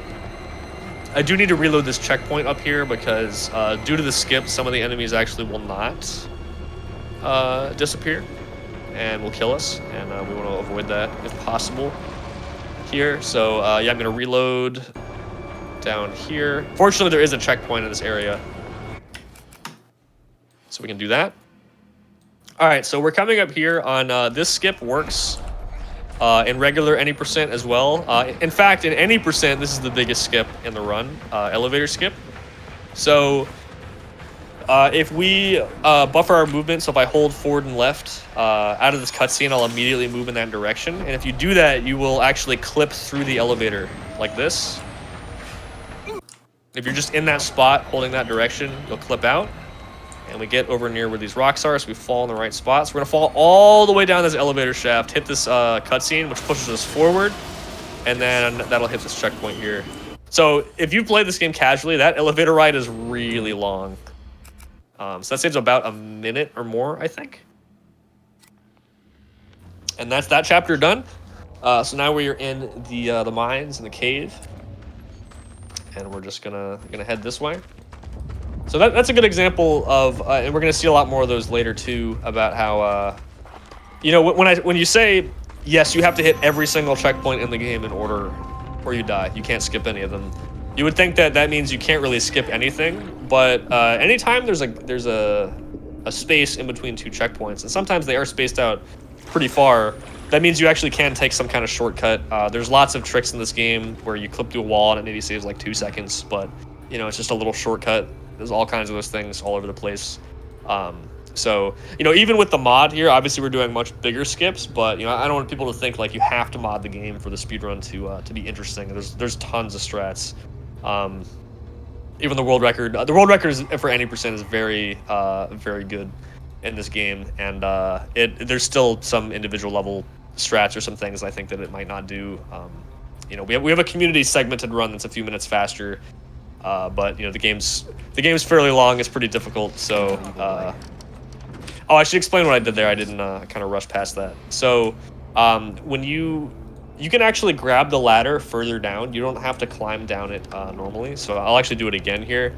So as you can see, obviously, you know, climbing the ladder is pretty slow. It takes a while. It's about the same speed going down. So, okay, I don't want to get back on it. There we go. All right. Now, you will die, as I'm pretty sure you die, if you fall all the way down. So what you want to try to do is land as close to the bottom as possible, and you can actually drop off the ladder once you get far enough down. The game will let you just drop off safely. So you want to try to, get pretty close to it here, and then just press forward when you're about at the bottom. You just gotta be careful because, like, right there, I hit it too soon. That was pretty good. Again, just one of those ways we can cancel the fall damage so we don't die. Gonna do some more lag boosts here. One more. All right, I am gonna go to like 5 FPS here for a couple seconds, so fair warning, the stream's not dying. The reason for that is certain enemies have a harder time hitting you when you drop to lower FPS here. So it's a bit faster to do that, to just run right past this guy. So we're gonna do that, because he will kill us instantly. It's weird how some of the enemies do still kill you on story mode instantly, whereas, you see they balanced it where some enemies hit you like 4 times, you don't die. All right, so this enemy coming up here is, we named him Dave. So this is the Dave Dodge. So when we reload, there's going to be an enemy in front of us. And there's a checkpoint right past him. But he insta-kills you if you try to run past him. Again, another insta-kill enemy. Yeah, exactly. So they want you to run back down, hide, let them, move back around, and, you sneak past them, then hit the checkpoint and continue. If you do a somewhat precise jump slide, you can get past him and hit the checkpoint, because once you stand up, then he'll kill you. But as long as you hit the checkpoint first, then it's okay. So I'm gonna do that real quick. Oh, I turned around there a little bit. So, well, this guy is going to hit us. We're going to dodge, and then first try every time. Nice. Yeah, that one is pretty annoying, so I'm glad we got past that. Very nice.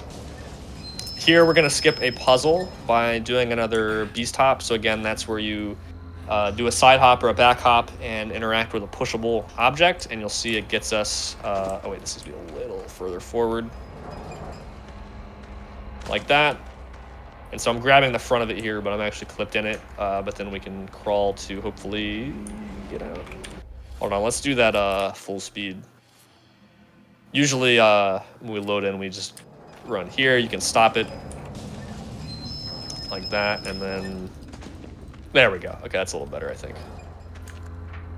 Cool. So yeah, normally you're supposed to do some other stuff to get around this. Am I actually stuck still? I think I am. All right, let's do it one more time. All right. Yeah, I think there's a lever to redirect the cart a little bit, but obviously it's a little faster just to skip it. I keep getting stuck in the cart. All right. One more time.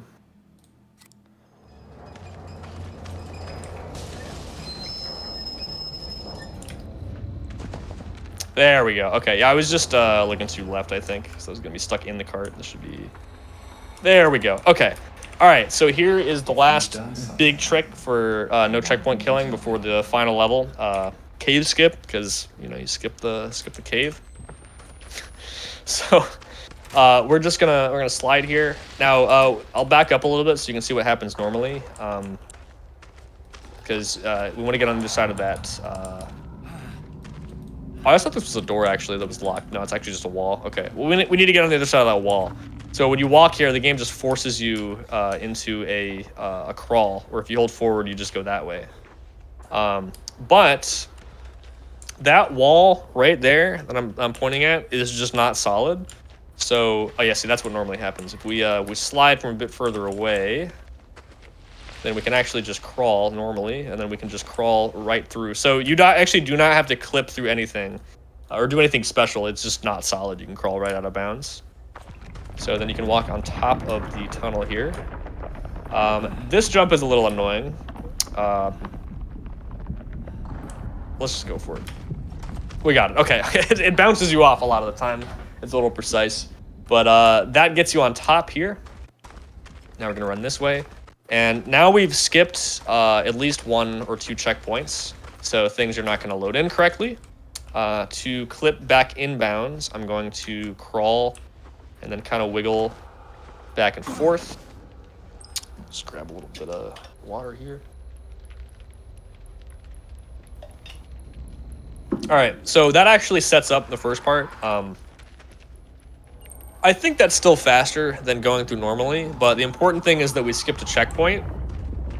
And that causes things to not load properly, which is really good because normally when you drop down here, a cutscene plays. And you can actually see this little object floating in midair. I think that one of the characters wears. So yeah, that just breaks.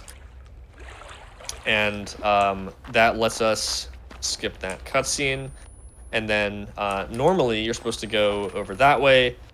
There's a whole other sub-chapter over there doing a bunch of stuff, which then you end up there somewhere and drop down.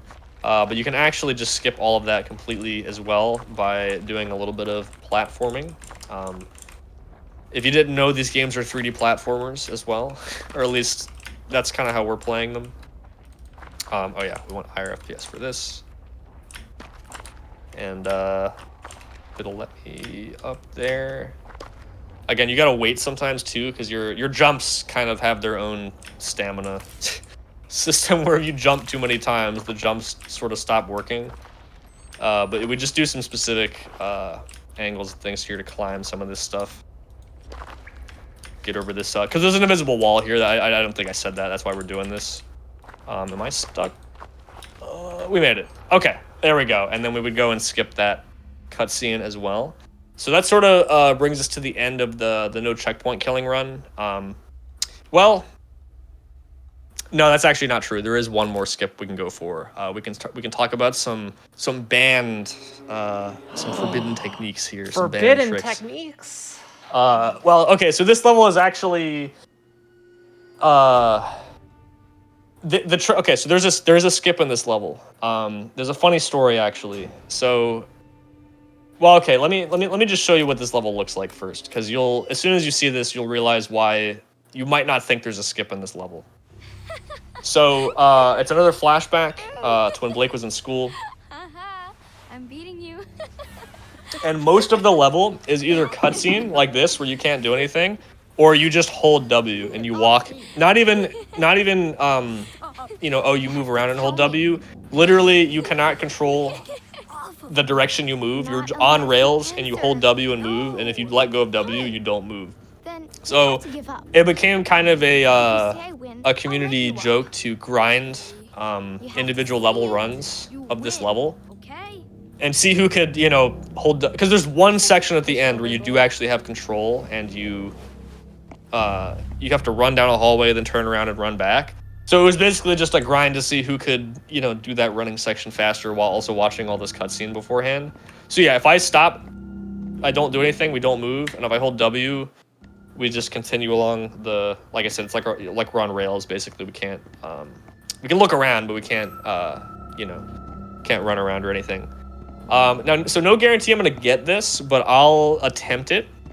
And the reason it's banned is because it's extremely inconsistent. Might be hardware-based, might be FPS-based. We don't really know. But it's just so annoyingly inconsistent that we decided to ban it for full game runs. If you do the individual level, you can do it.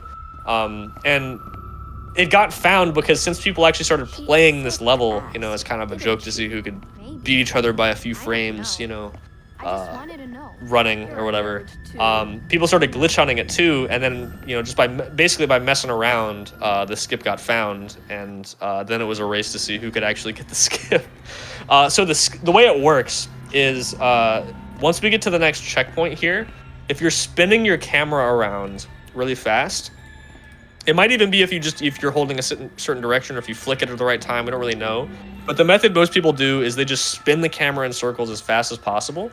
And if you do it right, or if you get lucky, you'll get displaced from the cutscene. So basically, during the next cutscene, you know, from your starting position, you move around at certain points. You stop, and then you move a different direction, and eventually it puts you past a door. Then the door locks. You gain regular control of your character. You run down the hallway, hit a trigger, run back, the door's unlocked, and then you can run to the end of the level. If you get displaced enough, you still move the same direction. So like, let's say during the cutscene it like moves you like this. Well, if your starting position is up here, it still moves you, but you know you'll end up in a different place because your starting position is different. So we'll see what happens. I probably won't get the full thing, but hopefully I get pushed a little bit so you can kind of see the effect. Yeah, time to turn the DPI up. So I'm just gonna spin the camera really fast here and hope for the best. And okay, I did not get pushed almost at all, but that's okay. We might see some weird stuff. Sorry. What are the two of you doing in here? I'm. Okay, so you can get pushed like we want to be pushed up basically like into his arm, and then once we go through the level here, we'll be actually clipping through the wall. So we didn't quite get it there. I might come back at the end and try it again, just because it does look pretty funny. But that's the idea. I just don't want to do it again right now because you have to sit through all the cutscene again to try it again. All right. Well, so now that sort of concludes the run through of no checkpoint killing. The last level here is pretty much all just holding W and stuff. So I won't. Like I said, it's the victory lap at the end of the run. There's not a whole lot that goes on. If anybody has any questions for anything that happens in that part, I'll happy to answer. But we don't need to actually play through the whole thing. So now we can go back and I can show you a lot of individual cool things or a lot of the other like any percent. Stuff you would do in the the vanilla speedrun.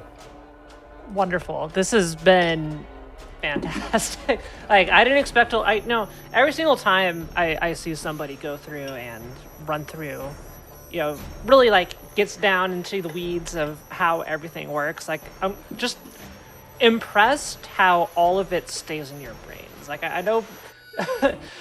There's ways for it to happen, but my goodness, there's so much to unpack here.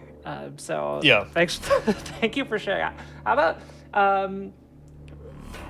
what else I guess do you have in store for us with these other categories? If that's just one of them. Yeah. So that's most of no checkpoint killing. And I'm glad you're enjoying it so far. I do think this game is very cool. It's a very different run than Outlast 1. Outlast 1 is also very broken, but it's a lot more movement-based glitches and some door glitches. Actually, speaking of which, I'm going to go a little out of order here. So this is that really difficult level we did before. But I'm going to show something here. So if you've seen Outlast 1, there's a glitch called wall riding, which is kind of a play on the wall rider. I'm pretty sure. I think it's a pun. I'm assuming that's why they named it that. But basically, your hitbox in the original Outlast is, I think it's just like a cylinder, but it changes size based on certain animations because they don't want you clipping through walls and stuff like that, I guess. So for example, when you open doors, your hitbox gets really small. That also happens in this game, but it's pretty nerfed. There are actually a couple wall rides. A lot of them aren't faster. I think you can still do it on doors. Let me try to do it real quick. It's I might get a little. Ideally, it looks like you get a little bit closer to the wall, but. Well, you can kind of click in the door there. It's kind of funny. There's actually a better spot I can show that in particular, but they did patch a trick called door hopping. So what you would do is you'd open the door, jump away, and jump into it, and it would boost you on top of the door. So in Outlast 1, if you get stuck in collision, instead of just being able to pass through it like this, you actually boost up on top of it. That's how they resolved you being stuck in something. So they fixed that. You can't boost up. Also, the reason it worked is because when a door is opening in Outlast 1, it doesn't have collision, and then when it is open or it is closed, it gets its collision back. So if you jump into it before it's finished opening, it's not solid, so you get inside of it, and then when it's finished opening, it gets collision, and then you're stuck, and then you get pushed up. But they fixed it. I don't even think you can't even like jump out of opening a door anymore. Or not really. Well, your jumps are just so bad that it doesn't really work. Because in Outlast 1, you can just hop back forward immediately. Like, it's really snappy and quick. In this game, it's like you do this awkward back hop thing. You can't jump back immediately from. Yeah, your jumps just are really bad in this game. All right, so let's go through some other strats here. We'll go to compound.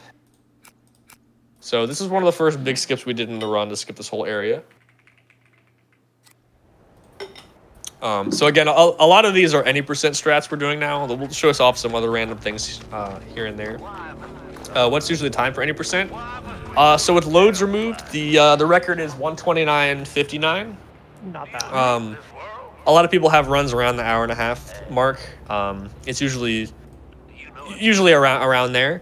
The regular no checkpoint killing record without cutscene skips is 49. So it's a pretty significant cut in the time actually being able to skip, some of the checkpoints. But I think glitchless is 144. So 144 to 129. That's still a lot cut from the run, even with both categories hitting every checkpoint in the run. So that's kind of what I was talking about. Like there's some pretty big sequence breaks here and there. So I'm gonna reload this checkpoint here to make this clip a little more consistent. So instead of going through the compound, because again we're at the beginning of the game, we're trying to find Lynn, and we think she's in here. So we're gonna jump and hold into the wall to try to clip through.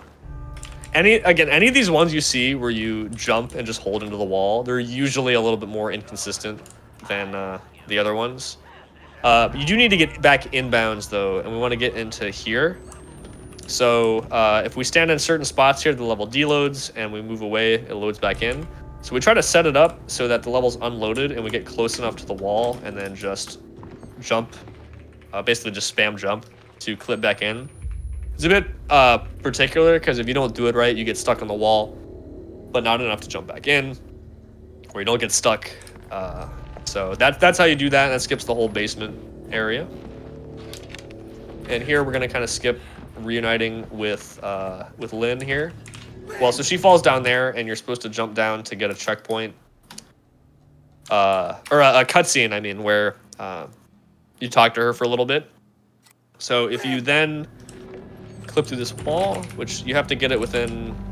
Actually, I think if you unload the area, you don't have to get it within a few tries, but ideally you want to get it within the first couple. But again, any of these like this are not the most consistent. We try different FPS here. I don't know. Sometimes if it doesn't work, I just reload, and then there's a decent chance it works better. Again, very odd how these work. You just kind of have to jump at the wall until you go through. Sometimes it's a bit camera angle dependent, so if there we go. Yeah, see, if it doesn't work, you just change the angle and it works. You can kind of see some behind the scenes stuff here. There's like a whole room they have, which I don't think you can't really see into it very well normally, but you can get kind of a good look at it here, which is cool. But so Lynn's down there. We're gonna crawl, and this will unload the level here. And I'm gonna drop the FPS because it'll prevent the level from loading in too fast. Because if you don't get this within a few tries, the cutscene trigger spawns, and when the level unloads, it also unloads the cutscene trigger, so you can get past it. So normally she would then get up and you'd walk with her down here, and there'd be a 5-minute cutscene where you walk with Lynn. You're gonna see we just get stuck here and can't move. So we're gonna quit out and move on to the next thing here. Let's see, let's do the fields here. All right, so this is the section where you walk with this guy Ethan here. Again, it's faster to walk with 8 FPS the whole time, but I'm not gonna do that for now just because this is what it looks like. So we're not gonna do that the entire time here. Thanks for sparing us a little bit, I suppose. Yeah, it's not, like I said, it's not as choppy as like 5, which we're actually also gonna do here, which I will actually do once we get to it, but that's just because that's how the trick works. So this is I don't want to say this is super new, but within the last year or so, I think this got found. So in the other category, we just skip Ethan's house completely. Here we do actually have to get some of the checkpoints. So we're gonna turn around, prevents him from pulling us into a cutscene there where he talks to us. So instead of leaving completely, we're just gonna get into the basement because I think I mentioned before, sometimes there are pretty big gaps from one checkpoint to the next. So when that's the case, there's really no restrictions. As long as you can get to the next checkpoint, you're fine. So instead of waiting around for Ethan to finish talking and walk all the way to the basement, we're going to do the same clip out from before.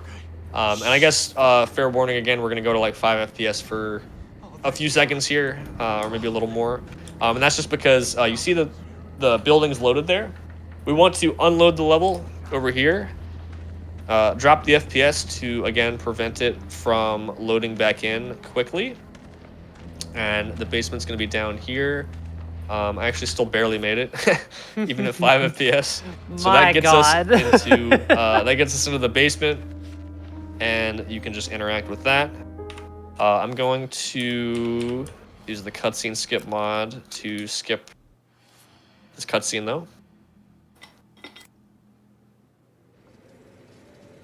All right, because normally you do that, you wait through an actual cutscene where you can't do anything. You reload in, and you got to just wait under here. This character, Marta, comes in and kills Ethan there. But I can show another cool thing. Sometimes we do this during that cutscene, which is you can do another one of these clips back into the shelf here. Interestingly, again, all these clips work differently at different FPS. Most of the ones that work like that work at 60. This one only works at around 144. If you tried it at 60, I don't think it works, or at least not as well. I don't know why. It's just geometry dependent, I suppose. But we'll continue that way. Rip Ethan there. And you can do another little trick, another shortcut instead of going through the water. You know, I actually don't know if you are clipping here or if there is actually a tiny gap. It is banned in glitchless anyway. But if you stand right about here and crawl like that, you can just go straight through that gap. Or clip through. Again, I'm actually not sure which one, but just in time to hit that checkpoint there. Now, we can't clip through the fence here because that would skip at least one checkpoint. Although, I'm going to do it real quick because I think you can see something funny here. If I can, might have to, hopefully she doesn't get too far away. I might have to redo it. That's okay. I am in the right spot, right? Oh, no, I'm in the wrong spot. That's why it's not working. Okay. Again, these are all very geometry dependent, so you actually cannot just clip through anything. You might get that impression. Oh my gosh. Say it ain't which so. which is unfortunate sometimes, but yeah, even though it might look like it, you actually can't just clip through anything. Oh, you know what? She's not gonna be here. She's not here when you reload. And that's actually annoying at 100% because Marta walks by here and you need to film her to get a recording. But if you reload, I just remembered she doesn't appear, so you have to get it the first time. But if you clip through like that, you can see her just like walking here, and she eventually clips through there. So I might come back later. I have a like a save injector I could use, or I could well, I don't know. We'll figure that out. We'll come back if we'll we figure it out. No worries if we can't make it yet. But you know, one thing I've been wanting to ask, just like, you know, outside of the speedrun, just like this game in general, what do you think they're actually gonna do with all this footage they're recording, like in the story? Are you like a journalist? What's the end game here? Why? Just like well, I think it's. Yeah, no, I think in both, you're like an investigator or a journalist. That's kind of what brings the main character Blake and then Lynn to this place. And in the beginning, they're investigating a supposed murder or like a person who disappeared. So that's just like the game's way of explaining why you actually have a camera in the first place. Just so it's not, weird, I guess. So you can do the spooky, found footage, night vision camera, all that stuff. Yeah. Exactly, yeah.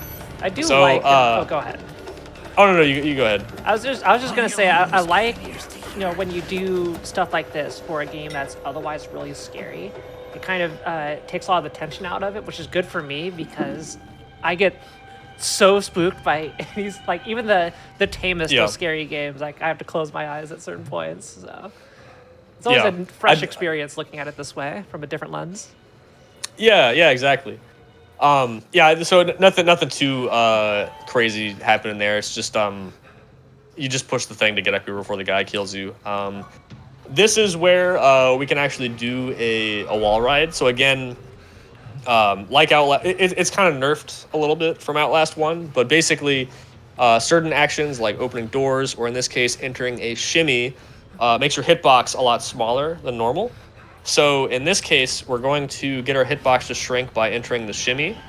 We're going to exit the shimmy, but when your hitbox is small, it will not return to normal size until you're a certain distance away from any walls. I think the reason is just to prevent you from clipping inside them on accident. If it just returned your hitbox to the massive, like, normal size when you're right up against the wall. Because you can get a lot closer to the wall than normal, obviously. Like you can see here, it actually looks like we're clipping into the wall like this. In this case, our hitbox is actually not clipping into the wall. It's just our character model. You see if I turn, it looks kind of weird. That's because my hitbox is actually not moving. It's just the character model spinning around. And that's just a result of the really tiny shimmy hitbox still persisting while I'm against the wall. So if I do that, get the wall ride, and then turn around, I can just walk through the shimmy space instead of having to. Again, you would have to get through this normally. You just have to do this, which is really slow. So we do that, and we can do another clip here. One thing I like about this game is a lot of these clips are sort of unique. It's kind of similar to some of the other ones we do, but you get stuck on that spot, which then lets you just clip through there and skip having to do some other stuff. You see this thing kind of clips through the wall as well when you're supposed to open it up normally. Let's see, the cave. I think we went over everything in the cave here. That level's pretty much the same. Temple Gate. We did do elevator skip's a little different, but that is pretty much the same. We actually skipped this level entirely before. I think this level also doesn't have anything too crazy, but the chapel definitely does. So we're gonna show this level off. This is one of my favorite sub areas or sub chapters of any percent. It's also really hard. It's got a lot of tricks in it. So this first one is just called J Skip because it was found by a runner named Jay. This is how a lot of tricks in this game go. It's just pretty much exactly what it is, or something like that. So you're getting chased here. I might actually die while I'm explaining this, which is fine, but this is actually really easy. You can do this one at home. If you just crouch in this corner and keep holding forward and just kind of walk around the edge here, you'll clip right through like that. I'm just gonna reload this so we get rid of the bleed damage. But this skips a pretty lengthy crawling sequence. It's actually just completely linear, and during the chase, obviously they're not very fast, as you can see at the start here, at least on story mode. They might be a little faster on Insane, but yeah, you just clip right out. They can't get to you, and then you can just make your way into the building here. There is a super cringe 3 FPS strat you can try here that's super inconsistent, so I'm not going to do it. I'm also going to spare everybody from the 3 FPS. But if the game is at a low enough frame rate, you can manage to unlock this door before the guy bashes it down and get past it. But it's just kind of random whether it lets you do it or not. Very small time save anyway. So we're going to do another beast hop here on this bookshelf to clip through it just like that. So again, with any of these pushable objects, if you do a side hop or a back hop while interacting with it, it'll displace you and you can push on it from a different spot. So let's just clip through there. Oh, like how does the FPS work? So in Unreal Engine, there's like a command you can do to set the max frame rate to a certain amount, like basically whatever you want. So we just add a bunch of code essentially into our config file, and you can customize it. Every runner does different keybinds. So I have a bunch of those set up. So if I hit certain keys, it goes to 144, or like this one goes to 60, 175, 120, 8, 5, 25, stuff like that. And that's just because there's a bunch of places in the run where having different FPS is better, but it's all just set up on those keybinds essentially. And then once you have it set up, you can toggle to whatever you want, basically. So we're gonna make our way here, do another beast hop to skip this bookshelf. Now this ledge run, I am famously bad at this one. So we'll see if we get it. We just got a checkpoint, so it's not a big deal. Fellow runner Symistry makes fun of me whenever I miss this one. Yeah, there we go. So that's just how that one goes. I do think this one is hard though. All jokes aside, this one is actually pretty difficult. And that's because you're not just running in a straight line like some of the other ones. I'll actually show you the curve of this one first so you can get an idea of why it's annoying. Fuck is this? So it goes all the way around like that. And you also can't see where you're going. You turn around. So you have to... What's weird, because when you're running like that, your directional keys still move you in the same direction while you're turned around. So it's like, if I hold forward, it actually looks like I'm going backwards. You know what I mean? So it's really easy to forget too, because when I turn around, if you look at it this way, I need to hold right, so I hold into the wall and I don't fall off. But when you do this, it's like, yeah, you're holding right, but then it looks like you're going left. So it's just very confusing sometimes. And you have to, it's like you got to hold forward and right, but then at a certain point only be holding right once you get about halfway. So I don't know. I think this one's a lot harder than any of the other ones in the run usually. Shit.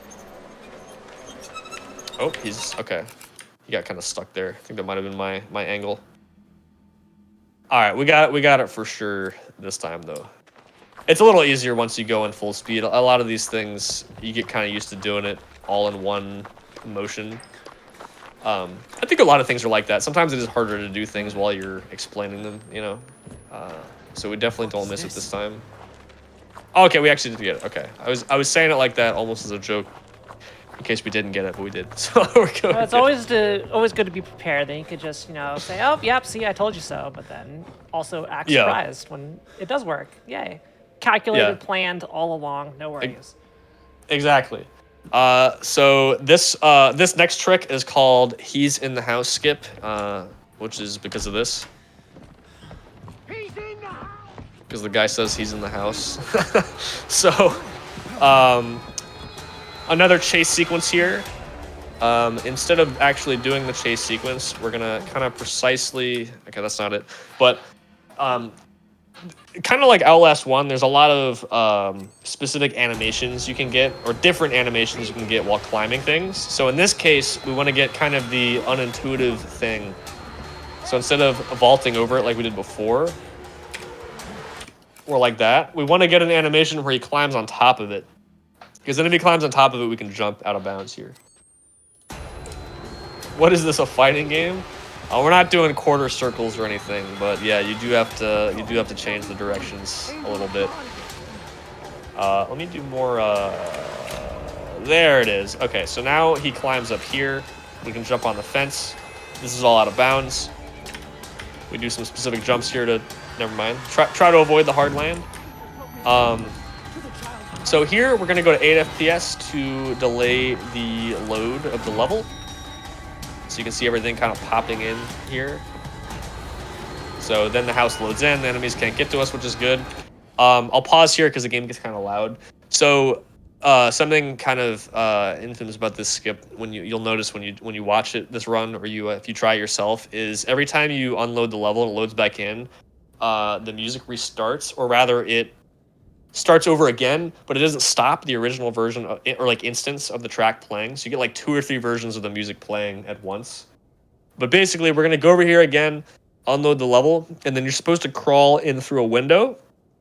And I guess this is sort of an extended he's in the house skip, because usually you would just go crawl in the window and progress.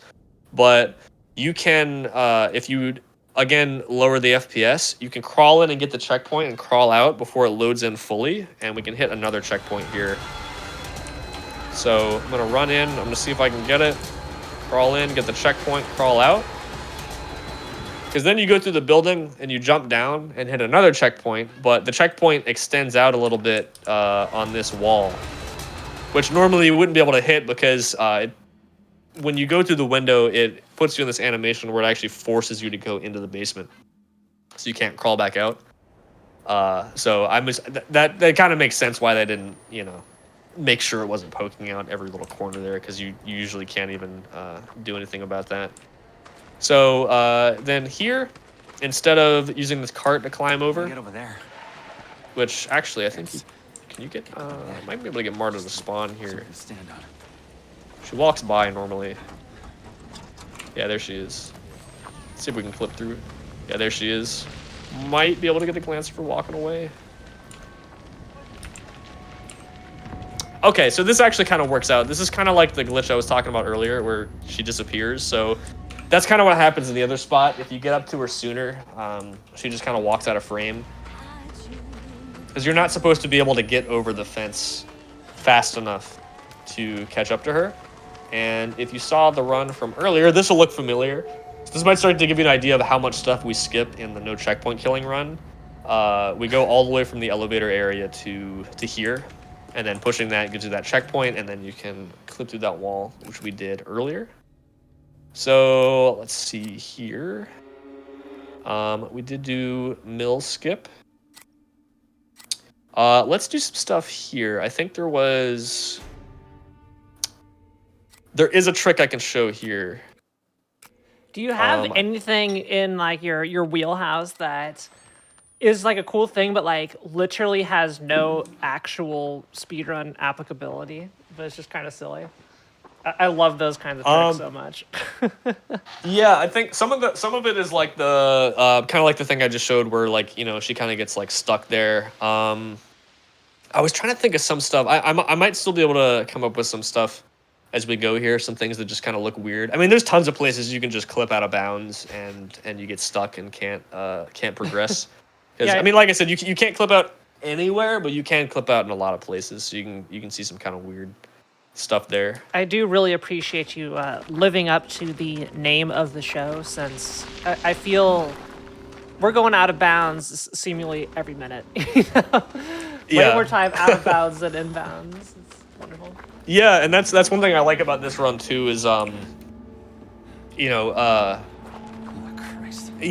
again, you would think at first, oh, you can't skip any checkpoints.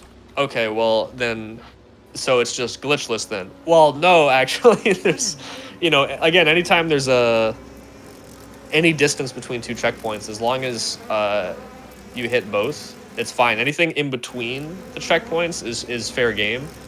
So I mean, it's a weird but cool mix of you're very restricted, but also you have a lot of freedom to do a lot of different exploits and things. So it'll take a minute to get over here, but I'll show off this trick again for anybody that didn't see on the way over there. So this is bridge skip. So if you slide kind of precisely here and land on this tree, you won't die. Now might mess with this a little bit actually while we're here. So this log, this is what I was talking about before. If you manage to interact with this on the way down, it also cancels the fall. I had forgotten about this until Semistry earlier in the stream pointed this out to me, that you can do this. I had completely forgotten about it. Whoops. I might try this a couple times here, but I don't actually remember exactly it's not that far. where it is from there. This isn't so bad. But I will give it a try. So it's something like this, and then you just spam on the log. But again, I don't remember exactly where it is. It's a bit to the right of where Christ. we normally go. Okay, it's not that far.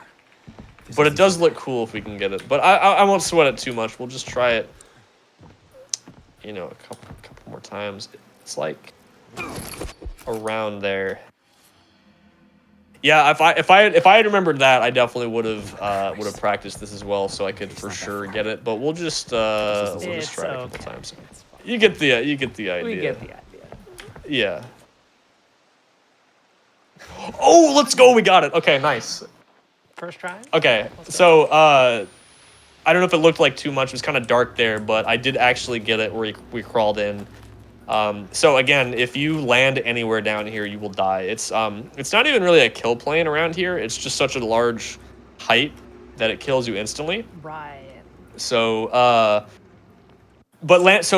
and you'll notice like when we get that bleed damage, we're landing in like I forget which one. It's one of these trees here, and that's the top of the bridge up there. It's just that you happen to land just outside of the max distance where it would kill you. It just does almost fatal damage, not quite fatal damage. So usually you would have a bandage at this point in the run. If you land there, you use it, and then you're good to go. So that'll actually make this a little easier, getting over to the spot where I want to show the next thing, because we can actually move at full speed here. And if you saw earlier when we had that bleed damage, we were moving way faster. And that actually, this thing, you can see a bit easier now too. See, he's kind of like walking on it like a balance beam. And if you walk on the very edge of it, he doesn't actually enter that animation, so you move up it a little quicker there. So we're coming up to, speaking of out of bounds from earlier, this is an area where we did an out of bounds. We're going to progress a little bit further and do a different out of bounds, the any percent version here. So we're going, and it's actually good because this area is really easy to die if you have bleed damage, because even just a little bit of fall damage can kill you, like that right there. But we just do that slide to avoid a little hard land animation there. Slide into this crawl space. Usually get a checkpoint here, but since I skipped one of the checkpoints, this part's going to be kind of broken. I don't know if this cutscene is going to play. I was wondering if the enemy would be T-posing, but no. We might get some T-posing enemies. Oh, there we go, yeah. Yeah, let's go. Oh, and then he goes back down. Okay, that's interesting. It's like you came in and they're on their smoke break, and it was like, oh, Yeah. shoot. We're here. Gotta get back to work. Yeah, Yep. get back to work. Go, hurry. You look like an idiot. All right, so here is a cool thing we can do here. So normally glitchless, you need to go up here and then slide down. This one also you can kind of do at home too. It's pretty easy. You just crawl through this this log here, and now we are out of bounds. And then you'll see we just jump back in here. Oh, I think, you know what? Okay, usually the enemies are here, and then they disappear when you jump down. But I forgot, since we not used to doing it out of order like this, since we skipped a checkpoint, they don't appear. But yeah, that's pretty much it. You can jump out of bounds, skip a little section there. This is a bit weird. So if you've liked the really low FPS stuff so far, I know it's a little bit. I like it too. I think it's cool. Can we go lower? But can we go? We're gonna go to 3 FPS oh, here. no. So if you like the low FPS stuff, you'll like this one. If not, it's gonna be over pretty soon. So I don't know if we have a name, like an official name for this particular type of trick, but I mentioned earlier on the barbed wire. It's kind of like a clothesline thing, you know, like when you they call it clotheslining, you know, when you hit something and it like you get knocked down like that. So you get that kind of animation when you hit the barbed wire. If you're at really low FPS during that slide, you can actually control it, and you kind of ignore wall collision during that slide. Now, if you're playing at a normal frame rate, I don't know if you actually can control it. If you can, you barely move at all. but at that super low frame rate, it's very noticeable. And that's notable. But ow, rude. Okay. I didn't know you could actually get hit by that. So I don't want to have bleed damage there for this to work, because I will take bleed damage from the barbed wire. All right. So I should mention how this part works too. It's on a timer. Normally you're supposed to hide here. I got very lost here in my casual playthrough as well, because it's all very open here. It's not super clear where you're supposed to go. But we do want to go over there, and the enemy's roaming around. And if you go over there too soon, they will just one-shot you and you die. So normally we have this strat where you walk around the house to kind of time out exactly how long it is. We're just going to ignore that. And if we just sprint into this barbed wire and hit 3 FPS like this... Oh, I hit it too early, actually. Hold on. Let's go back. Oh, no. Oh, I hit the pause. Okay, it's kind of rough because, okay, you can't toggle the FPS when you're in the pause menu. So if you go to super low FPS and you accidentally pause, you're kind of just stuck with it until you unpause. Okay, so let's try this again. So you need to actually hit the barbed wire and then toggle. Oh, okay. Well, that's the slide we want, not the barbed wire strip that we want though. And this isn't any percent as well. This is a lot faster than the glitchless method of kind of walking around the house. So we want to go under this one and around that one and run into this one, get hit, and I'm going to hold left. And now when I untoggle, you see we're on the other side. Now I died there. If you do the full thing, I'll spare you all from the continuous 3 FPS, but you need to get to the next checkpoint. And what's funny about these guys is their arrows will actually go through walls. When they're in that initial mode of we're going to one-shot the player if they try to go too far, the arrows just ignore collision. They hunt you down. So you want to continue that in 3 FPS, kind of zigzagging to dodge the arrows to make it all the way through. But that's the barbed wire clip, so I just wanted to show that real quick. And I'll show the any percent version of school roof skip here. So before we clipped to that wall and skip the whole area, instead we're going to actually progress through the roof here, and you can kind of see how this area works. We're trying to just get down to the bottom level. There's a section where you have to go down and up some stairs and then back down and try to dodge this enemy. You're going to skip that. Now, it says the door's locked. Funny thing about that is if you just reload the checkpoint, the door opens. So you can go back. Oh, whoops, sorry. It's my bad. It's already open and you can walk out. If you close it, you also lock yourself back in. But now this door, you can either climb through like that and walk around. Because you see when you walk to it, it closes and you got to open it, right? One more FPS meme for the low FPS enjoyers here. If you just go to low enough FPS, it just does not close. I don't know why. I guess it just bugs out. It just doesn't want you to do that, I suppose. Because you see if I walk back in, it should. Or that might have just broken it. I actually have never tried this. That just breaks it. It doesn't know what to do. It just won't work now. That's funny, actually. Okay. All right. Well, so now the main part of school roof skip. Again, that is a lethal fall. We cannot fall that far. But you can actually fit through this gap here and crawl onto the ledge. Not quite like that. Again, I feel like some of these things are a little weird when you do it not full speed. But yeah, there's the door closing normally there. So what we want to try to do is get on the ledge and then jump backwards. And we'll actually land right on this. And for some reason, if you land specifically like that, no fall damage, you're good.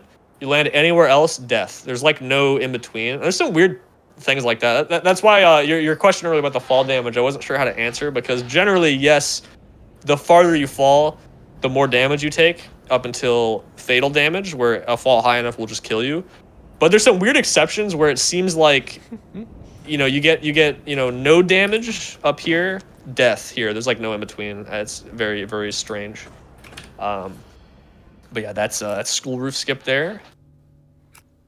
I can show some stuff off in the raft real quick. Nothing too crazy, but just thought I would note some funny things.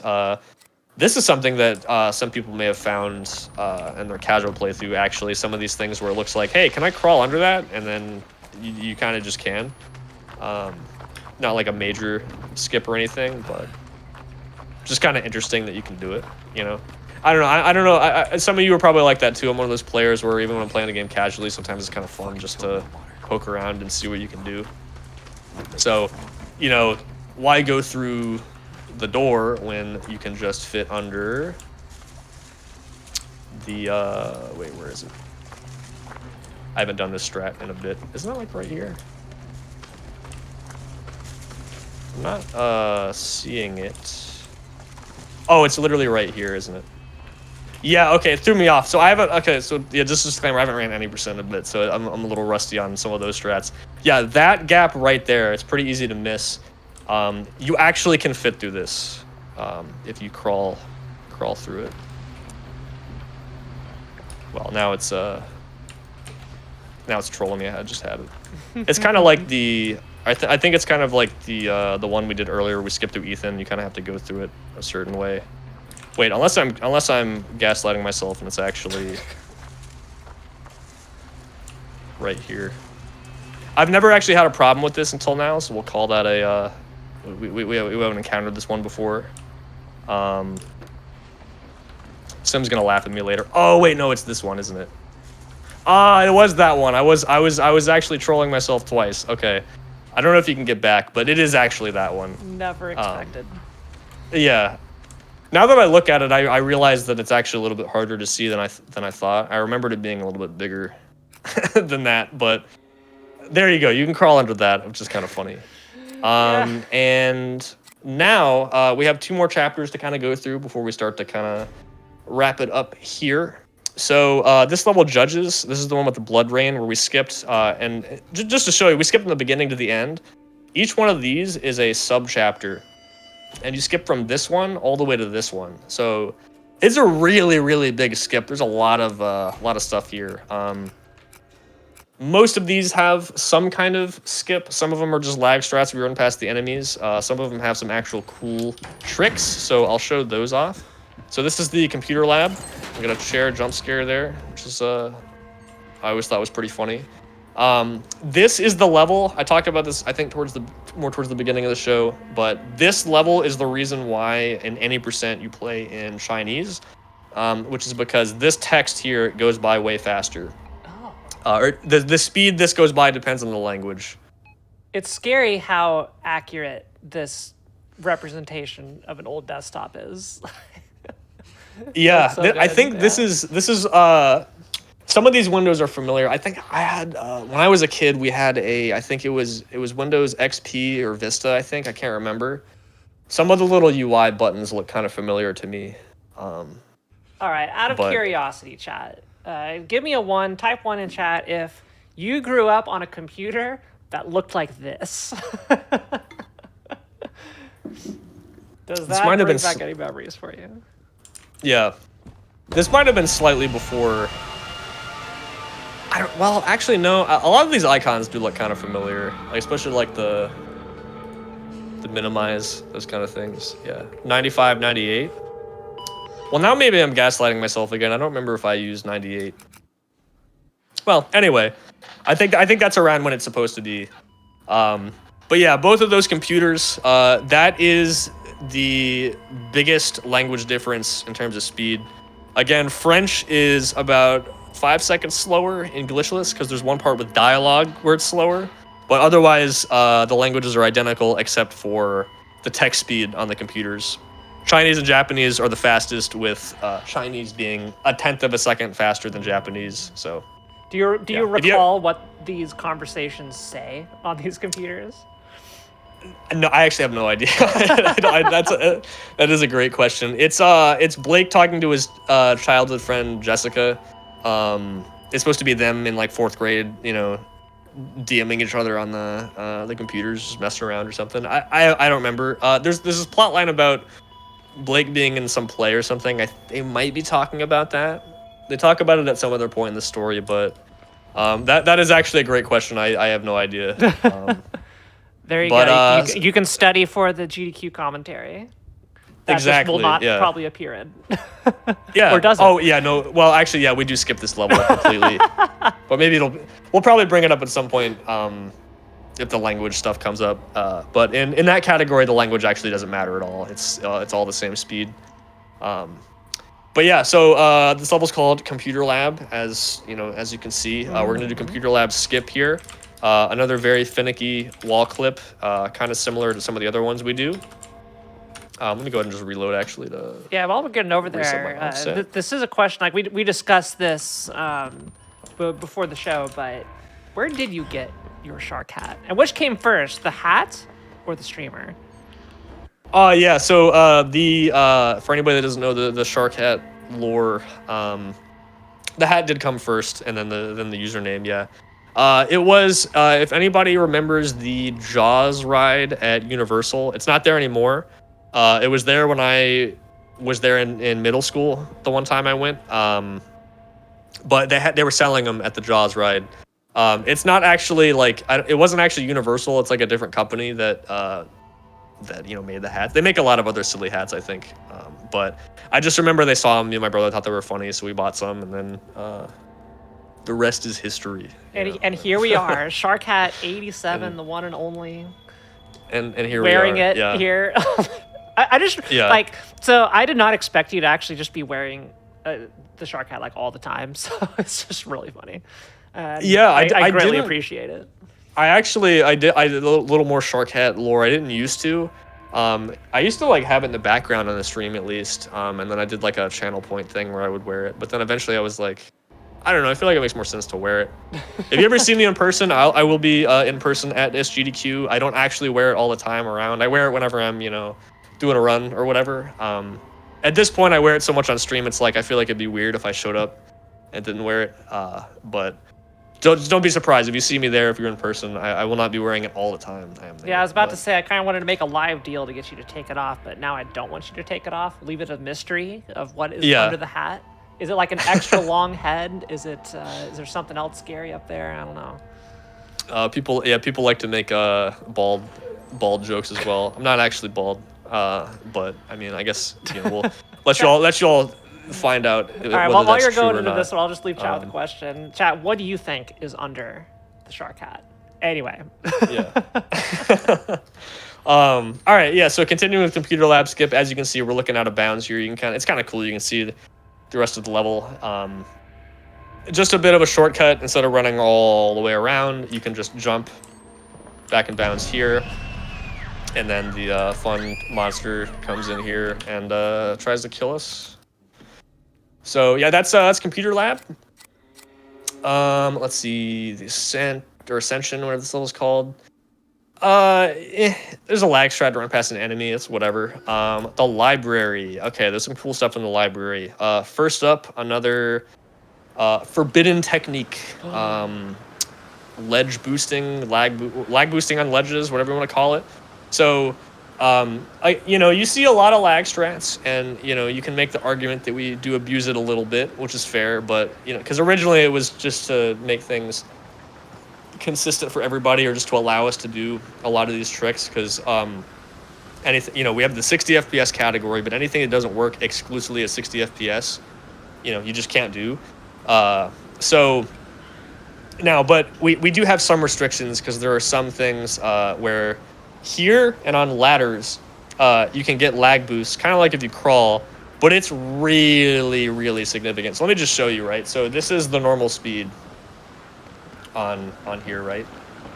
So that's the normal shimmy speed.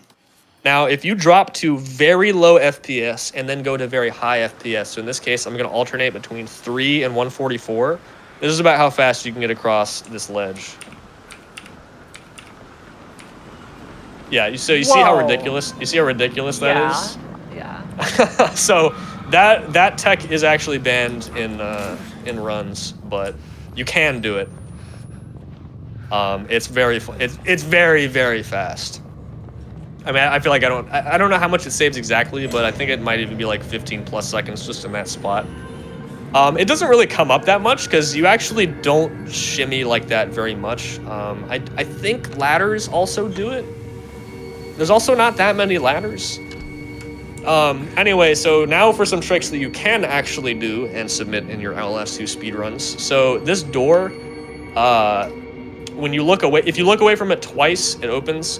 First time it locks, like that, it locks. The next time you look away, it unlocks. We'll see if we can get it first try here. If you turn around right as you touch the door, you'll actually clip through it as it opens. We didn't get it. I'll try it one more time. Not that it's a huge deal or anything, but it's just kind of cool, I guess. We'll do the forbidden technique again real quick here. So it's just, yeah, it's kind of gross looking too, but it is fast. It is very fast. All right, so we'll try this one more time. If I don't get the door clip, that's fine. It's it's a very small time save. The alternative is you just open the door. You know, Yeah, if basically it just like doesn't that. happen, we can just close our eyes and imagine it did. Yeah, you get the idea. Ah, it's easy as that. Okay, nice. Easy. All right, and now for the much more annoying and difficult library skip. So there's a library maze here, an enemy you have to avoid, all that stuff.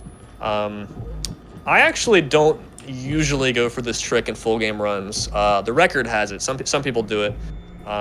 It's one of those, you know, if the time gets optimized enough, you go for it, or, you know, if you're behind, you go for it. Saves 20 seconds, I think, which for this game is pretty big. And any percent, you know, any clip that doesn't save 2 or 3 seconds, you know, anything that's more than that is usually worth it. But you have to clip through 3 walls, and at least 2 of them are very annoying. You know, if you've seen these tricks up to this point, you'll recognize kind of what we're doing here, jumping and holding into the wall, and you'll know that they're not the most consistent. So having to do 2 in a row is pretty weird. Also, you can see how weirdly sloped the floor is here, too. Or at least how it looks. There's kind of an invisible floor we're standing on, and then it slopes down. Just thought that's kind of funny. I wanted to point that out. So we just run here for a bit, and we bonk. There's another invisible wall. Also, you can clip this one just like the other ones. You just can't see it. Also, the camera does that sometimes. There we go. Nice. All right. Fortunately, this one is a bit easier. You kind of just phase through pretty easily there. Now, I will die to checkpoint killing if I don't grab this. Where is it actually? One of these you crawl out of. This one. Wait, no. I haven't done this trick in a while. I just know the clips through. It is this one, right? Did I hit it? Well, if we die to checkpoint killing, then we'll find out, I guess.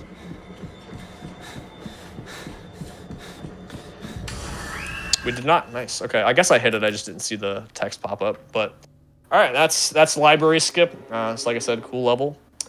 And we got one more cool chapter or sub chapter here for this area. All right, so another area that we skip. A cool little strat here. You can do a beast hop on this cart, and you know, again, looks very silly. I always enjoy these. But you can clip through that wall there. Great example of an Outlast 2 strat. You know, something where you clip through a wall, it saves like 2 seconds. It's just all you do is normally is just push this over here, climb on it, and jump over. You know, so nothing crazy. There is an out of bounds you can do here. I can show the clip.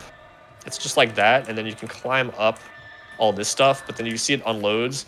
This trick is extremely difficult and saves 5 seconds, I think. I don't believe anybody's ever done it in a full game run. It's only in individual level runs. I actually don't even know how to do the full thing. I've heard it's extremely difficult. There's a very precise line you got to run up where the level doesn't unload completely, but it still gets you above a bunch of this stuff. I think the time save is really just from skipping the shimmy, I would imagine. But yeah, that's that strat there, and there's another cool beast hop we can do in this area. So I'll show that real quick.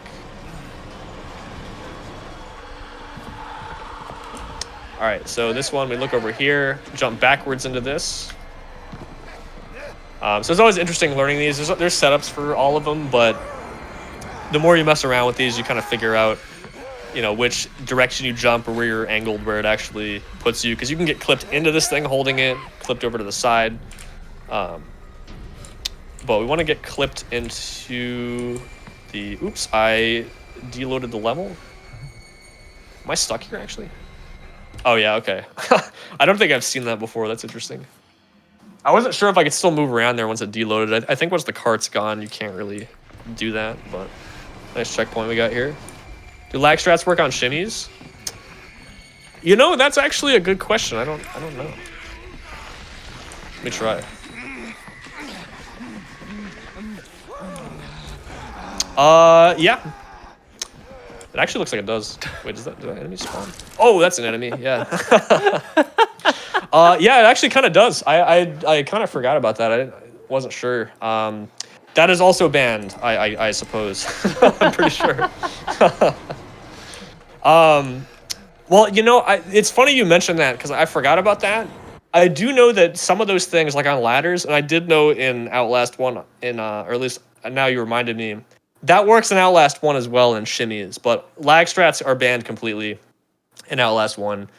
But there's not really a need for it. There's not really a lot of the like shimmies and climbs and stuff in Outlast 1, and there's less of that hardware issue, and there's none of these like kind of wall clips or anything. Outlast 1 does have a lot of glitches, but you can't kind of just phase through the wall like you can, you know, in this game. Oh yeah, but that was the point of that one, was to again skip having to climb over the thing there, use the cart. But that was a good question. I forgot about that. All right, so I guess to wrap things up here, we'll look at a couple tricks in this chapter here in the caves. If you don't skip the whole cave, I mentioned earlier in chat, Looney was here. He helped route this game back in 2017 when it came out. And someone can, if any runners are in chat want to correct me if I'm wrong. I'm pretty sure though that so he found this, and this was the first skip found in the game.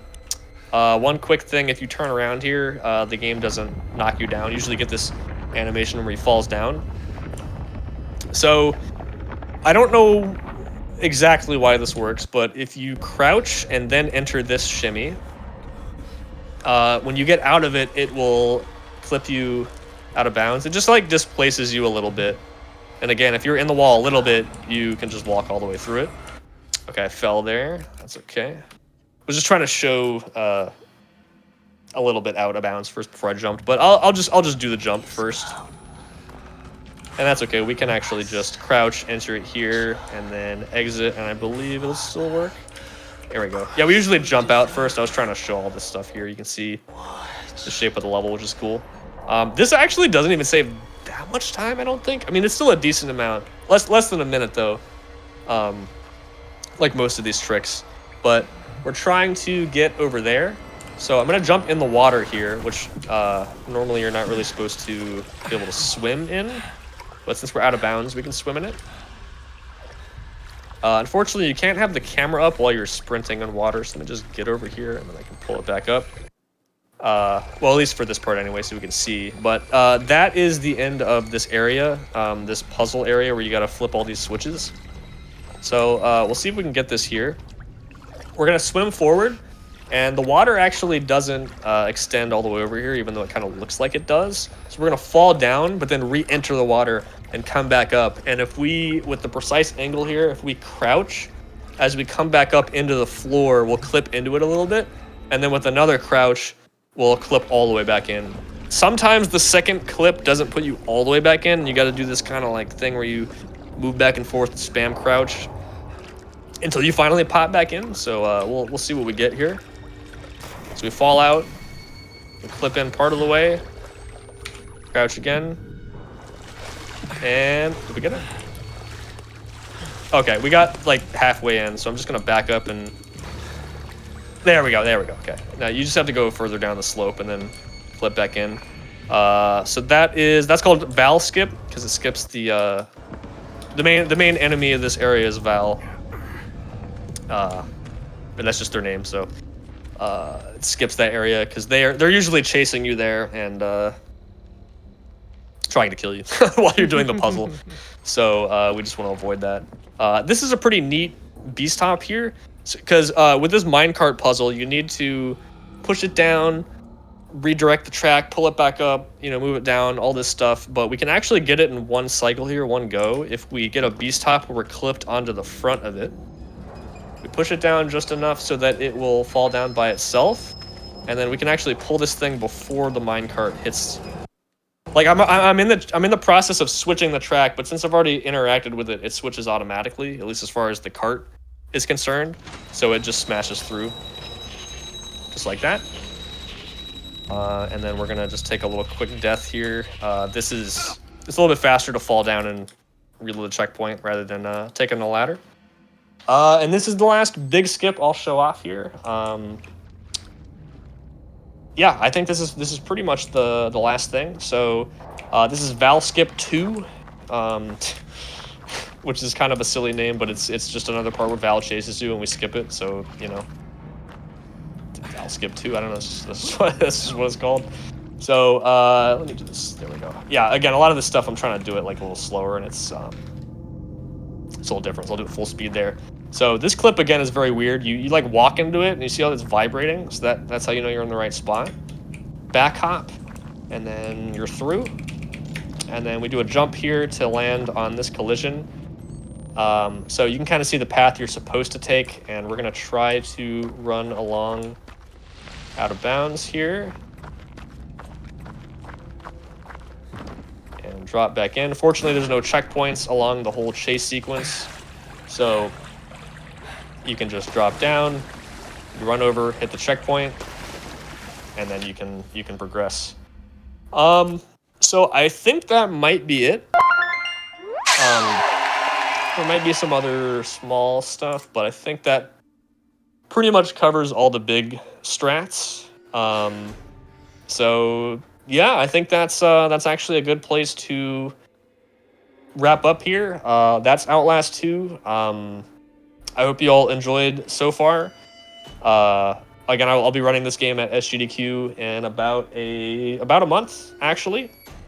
Yeah, it's scary how close that is. I feel like we just got out of AGDQ and already got to prepare for the next one. So yeah. Well, it was a blast coming on and showing off this game. If anybody has any last-minute questions, I'll be happy to answer some, or feel free to reach out to me another time. I enjoy explaining glitches and talking about this game, so I'll be happy to talk about it.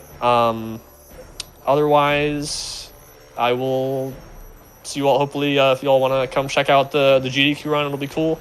It'll definitely be interesting. If you like this, I think you'll enjoy watching the full run, seeing everything all full speed. Especially with the cutscene skip mod, it goes by very quickly. So, gonna have to find a way to condense the explanations into that's why I like this format. It's nice to kind of let everything breathe and explain everything. So if you're into the kind of the glitch explanations, that's super fun. But it's cool to see it. It'll be kind of a challenge actually to find a way to explain everything. Full speed there, but that'll be fun. Absolutely. Like Sharkhead, this has been like amazing. So I'm really happy though, because like I didn't get scared once during the entire show, which is good. So like going out of bounds, skipping all the spooky monsters and missing a lot of jump scares. That helps me a lot. So it's great. Yeah. And, thanks for having me on. I appreciate it. I saw we had one more question in chat. It's because of the text. There's one level where text on a computer screen goes by. It's like 20 seconds faster than English. Yeah, that was that's why it was a game in Chinese. So in case people are watching on YouTube and can't see the chat. Yeah. So. Otherwise, there's basically no language differences. A couple small things, but that's pretty much it. Yeah. Do you know like exactly how many seconds that saves throughout the entire run? I think it's just. It might be like. I've been told 20 seconds. I think that's what it is, but it's literally just that one room. French has that one thing somewhere where it loses a little bit of time, but otherwise the audio usually does not have any impact And there's only there's only an English and French dub. Every other language, it's English audio, but then whatever the language is for the text. It's got a bunch. I think it's got German, Japanese, Russian, maybe. I don't remember. Anyway, but yeah, Chinese is the fastest just for that level. At SGDQ, you will probably see English or French, just because in the category I'm doing, we skipped that one level that has the text, so it doesn't really matter what language. But if you see a vanilla any percent run, you're usually always going to see Chinese because of that room. Yeah, no, that's actually a good point. Like it being 20 seconds. So whenever like if somebody wants to pick up a game or something, my advice would be like you can still just play it in English or whatever language you actually understand until like you get really really confident and want to say those last couple seconds, because it really depends on the game. Like some of them it does save like literal minutes of time, but a lot of times it could be there's one I think where the difference between like the fastest language and like English was like 6 seconds or something for an hour-long run. So obviously, but you're Shark Cat at least, who like gosh, you're so good at so many different like horror-based speedruns. It's kind of amazing. I don't know how you keep it all straight. Yeah, thank you. But it's yeah. So like if you're not pushing for a top time, feel free to just play it in a language you understand. Don't worry too much about the individual seconds there, and just make sure you have fun playing the game. For sure, yeah. And like for this game, it doesn't really matter that much. Fortunately, there's not a lot of there's not really like text menuing or anything. I mean, the main challenge really is just the main menu. I don't speak Chinese, so I just know, and sometimes actually it's a little trial and error. If I forget, I'm like, is this the options menu? Or like, so, but I just remember, okay, this is chapter select, that's continue, that's new game, that's load. I just know where they are in the thing. But yeah, with this game in particular, it really doesn't matter. And if you run no checkpoint killing, it really doesn't matter because the time difference is, all the languages are the same. But yeah, fortunately, most of the languages at least are still in English. If you want to play with English audio, you can pretty much pick any other language for this run as well. But yeah, anyway, that's pretty much all I got for Outlast 2. I appreciate you all hanging out tonight.